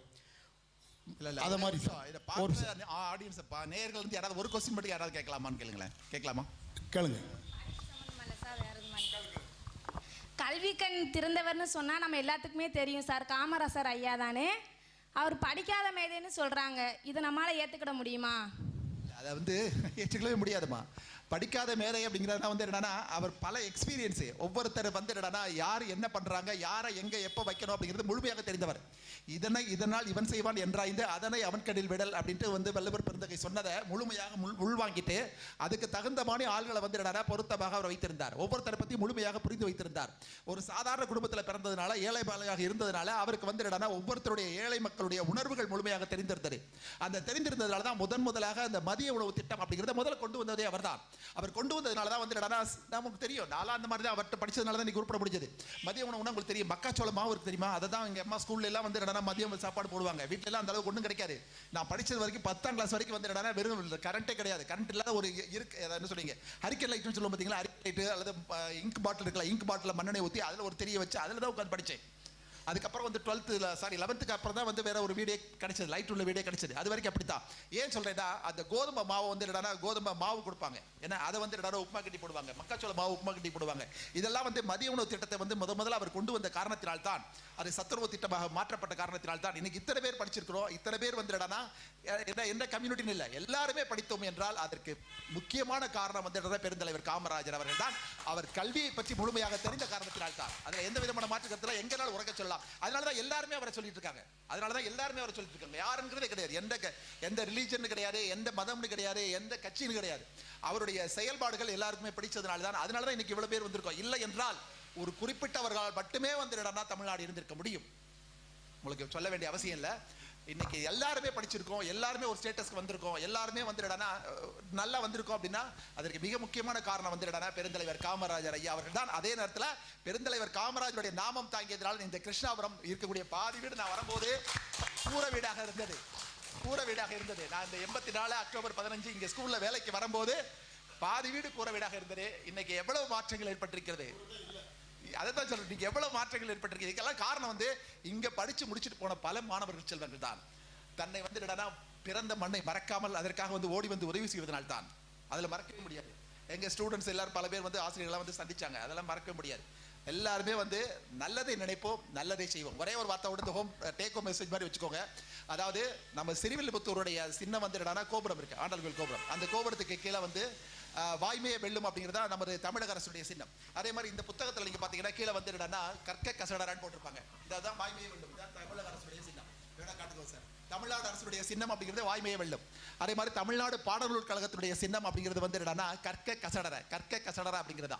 அதே மாதிரி எனக்கு 33 வருஷமாகவும் இன்றும் எனக்கு சோறுபடக்கூடிய பெருந்தலைவர் காமராஜர் மேல்நிலைப் பள்ளியினுடைய லோகோ அப்படிங்கிறது வந்து உண்மை உழைப்பு உயர்வு. நான் படிச்ச ஸ்கூல் அப்படின்னா ஸ்ரீவில்லிபுத்தூர் 2 ஸ்கூல்ல வந்து அன்பு பண்பு அறிவு அப்படின்ட்டு. அதே மாதிரி நம்ம இப்போ 100ஆண்டு விழா கொண்டாட போறாங்க. யாருக்குன்னு தெரியுமில்ல? யோசிச்சுக்கோங்க. சரி, அறிஞர் அண்ணாவுக்கு. அண்ணா அவருடைய பேருக்கு வந்து டாக்டர் பட்டம் கொடுத்தது வந்து அமெரிக்காவுடைய ஏல் பல்கலைக்கழகம். அமெரிக்கான்னு சொன்னதால தான் சொல்றேன், ஏன்னா அமெரிக்காவில் பிள்ளைங்க நம்ம பிள்ளைங்க பார்த்துட்டு இருக்காங்க. அமெரிக்காவுடைய ஏல் பல்கலைக்கழகத்துடைய நோக்கம் என்னவென்றால், அதனுடைய மோட்டோ என்னவென்றால், if not I then who, if not I then who. இங்கே நான் இல்லாவிட்டால் யார்? ஒவ்வொருத்தரோட மனசுலையும் தெரியணும். அதுதான் உங்களுடைய வீட்டுக்கு போகும்போது மனசுல ஏற்படக்கூடிய ஒரு மெசேஜ். இதை பார்ப்பவருடைய மெசேஜ் அதுதான். நான் சொல்லக்கூடிய ஒரே மெசேஜ், இங்கு நான் இல்லாவிட்டால் யார்? இங்க நான் இல்லாவிட்டால் வேற யாரால ஃபர்ஸ்ட் மார்க் எடுக்க முடியும்? இங்க நான் இல்லாவிட்டால் வேற யார் ஐஏஎஸ் ஆக முடியும்? இங்க நான் இல்லாவிட்டால் யார் ஒரு நல்ல டாக்டர் ஆக முடியும்? இங்க நான் இல்லாவிட்டால் சார் கேட்டார், நல்ல அரசியல்வாதி ஆக முடியும்? If not I then who, if not here then where. இது அருமையான ஒரு பூமி, வந்தாரை வாழ வைக்கக்கூடிய அருமையான கிருஷ்ணாபுரம். இங்க படிச்சு நம்ம உட்பட நல்ல மார்க் கிடைக்கல, வேற எங்க போய் எடுக்க போறோம்? If not now then van. வயசு 13 வயசு 18 வயசு டீனேஜ். இந்த டீனேஜ்லயே படிச்சு முடிச்சு வாழ்க்கை உட்படலடா வேற எங்க பண்ண போறோம்? இதை மட்டும் மனசு வச்சுக்கோங்க. If not I then who என்று கூறி உங்களிடமிருந்து விடைபெறுகிறேன். உங்கள் TNR. நன்றி. மிக சிறப்பான பேட்டி கொடுத்துருக்குறாங்க சார். அவங்களுக்கு எங்களுடைய ரஞ்சித் டிவி, வர்ணம் டிவி, ரஞ்சித் ராகமலையின் சார்பாக மிக்க நன்றியை தெரிவித்துக் கொள்கிறோம். Rajapalayam Deiva packs, Rajapalayam Phoenix community centre இணைந்து வழங்கும் இந்த சிகரம் தொடுவோம் நிகழ்ச்சி மிக சிறப்பானதாக அமைஞ்சிருக்கும் நாங்கள் நினைக்கிறோம். இந்த ரஞ்சித் டிவியில் நேராக பார்த்துக்கிட்டு இருக்க ரசிகர்கள், பொதுமக்கள், ரஞ்சித் யூடியூப்பில் பார்க்குற ரசிகர்கள், பொதுமக்கள் அனைவருக்கும் எங்கள் ரஞ்சித் டிவியின் சார்பாக மிக்க நன்றியை தெரிவித்துக் கொள்கிறோம். அது மட்டுமல்லாமல் இதுக்கு முழு உறுதுணையாக இருந்த எங்களுடைய மரியாதைக்குரிய மேடம் விஜயலட்சுமி ஆசிரியர் அவர்களுக்கு எங்கள் ரஞ்சித் டிவியின் சார்பாக மிக்க நன்றியை தெரிவித்துக் கொள்கிறோம். மேடம் ரொம்ப சந்தோஷம். ஏன்னா சொன்ன உடனே ஸ்டூடெண்ட்டை கொண்டு வந்தாங்க, ரொம்ப அதிகம் கொண்டு வந்துடக்கூடாது, கம்மியாக இருந்தால் போதும், மெசேஜாக சொல்ல போகிறோம், கேட்குறவங்க கேட்பாங்க அப்படின்னு தான் சொன்னோம். சிறப்பான முறையில் ஒவ்வொரு ஸ்கூல்லேருந்து கொண்டு வந்து மிக சிறப்பான முறை செய்து கொடுத்தாங்க. அவங்களுக்கு மீண்டும் மிக்க நன்றியை தெரிவித்துக் கொள்கிறோம். இந்த நிகழ்ச்சியை பார்த்து கேட்டுக்கொண்டிருக்கின்ற அனைத்து நல்ல உள்ளங்களுக்கும் எங்களுடைய ரஞ்சித் டிவியின் சார்பாக நன்றியை தெரிவித்துக் கொள்கிறோம். குறிப்பாக ராஜபாளையம் தெய்வா பேக்ஸ், ஆமாம் 3 இடத்துல வச்சுருக்காங்க தெய்வா பேக்ஸ், மிக சிறப்பான முறையில் பேக் பண்ணிக்கிட்டு இருக்காங்க, தள்ளுபடி விற்பனையில் பண்ணிக்கிட்டு இருக்காங்க தெய்வா பேக்ஸ். அது மட்டும் இல்லாமல் ராஜபாளையம் அம்புலிப்பள்ளி பஜாரில் ஃபீனிக்ஸ் கம்ப்யூட்டர் சென்டர், +2 படித்து முடித்த உடனே கம்ப்யூட்டர் சென்டர் போகிறவங்க ஃபீனிக்ஸ் போகலாம். அந்த கம்ப்யூட்டர் சென்டர் அவங்களும் 2 பேர் சேர்ந்து இந்த நிகழ்ச்சிக்கு நான் சொன்ன உடனே சரி நல்ல ஒரு விஷயம் அப்படின்னு சொன்னோன்னே, அதோட பெரிய விஷயம் தெய்வா பேக்ஸ் அவர் உரிமையாளர் சொன்ன உடனே யார் கலந்துருக்கு வர்றாங்கன்னு சார் பேரை சொன்ன உடனே என்னென்ன பரவாயில்ல நானே பண்ணிட்டேன், முதல் அவருக்கு அப்பாயின்மெண்ட் கிடைக்குமான்னு கேளுங்க அப்படின்ட்டாங்க. அவ்வளோ பிஸி ஆகிட்டாங்க. உடனே இல்லை சார் வரணும்னு சொல்லி நம்ம ஊரில் உடனே வந்துருவாங்க சார் சொல்லியிருக்கான்னு சொன்னால் ஓகே சொல்லிட்டாங்க. அதனால் அவங்க 2 பேர்த்துக்கும் எங்களுடைய ரஞ்சித் வர்ணம் டிவி சார்பாக நன்றியை தெரிவித்துக் கொண்டு இதை கேட்டுக்கொண்டிருக்கின்ற முன்னாள் ஆடியன்ஸ் அவங்களுக்கும் மிக்க நன்றியை தெரிவித்துக் கொள்கிறோம். மீண்டும் நேரலையில் சந்திப்பதில் மிக்க மகிழ்ச்சி அடைகிறோம். விடைபெறுவது உங்கள் நிகழ்ச்சி தொகுப்பாளர் best Kadalrajan, cameraman ரஜினிமுத்து, editor Maheswaran. பாய்.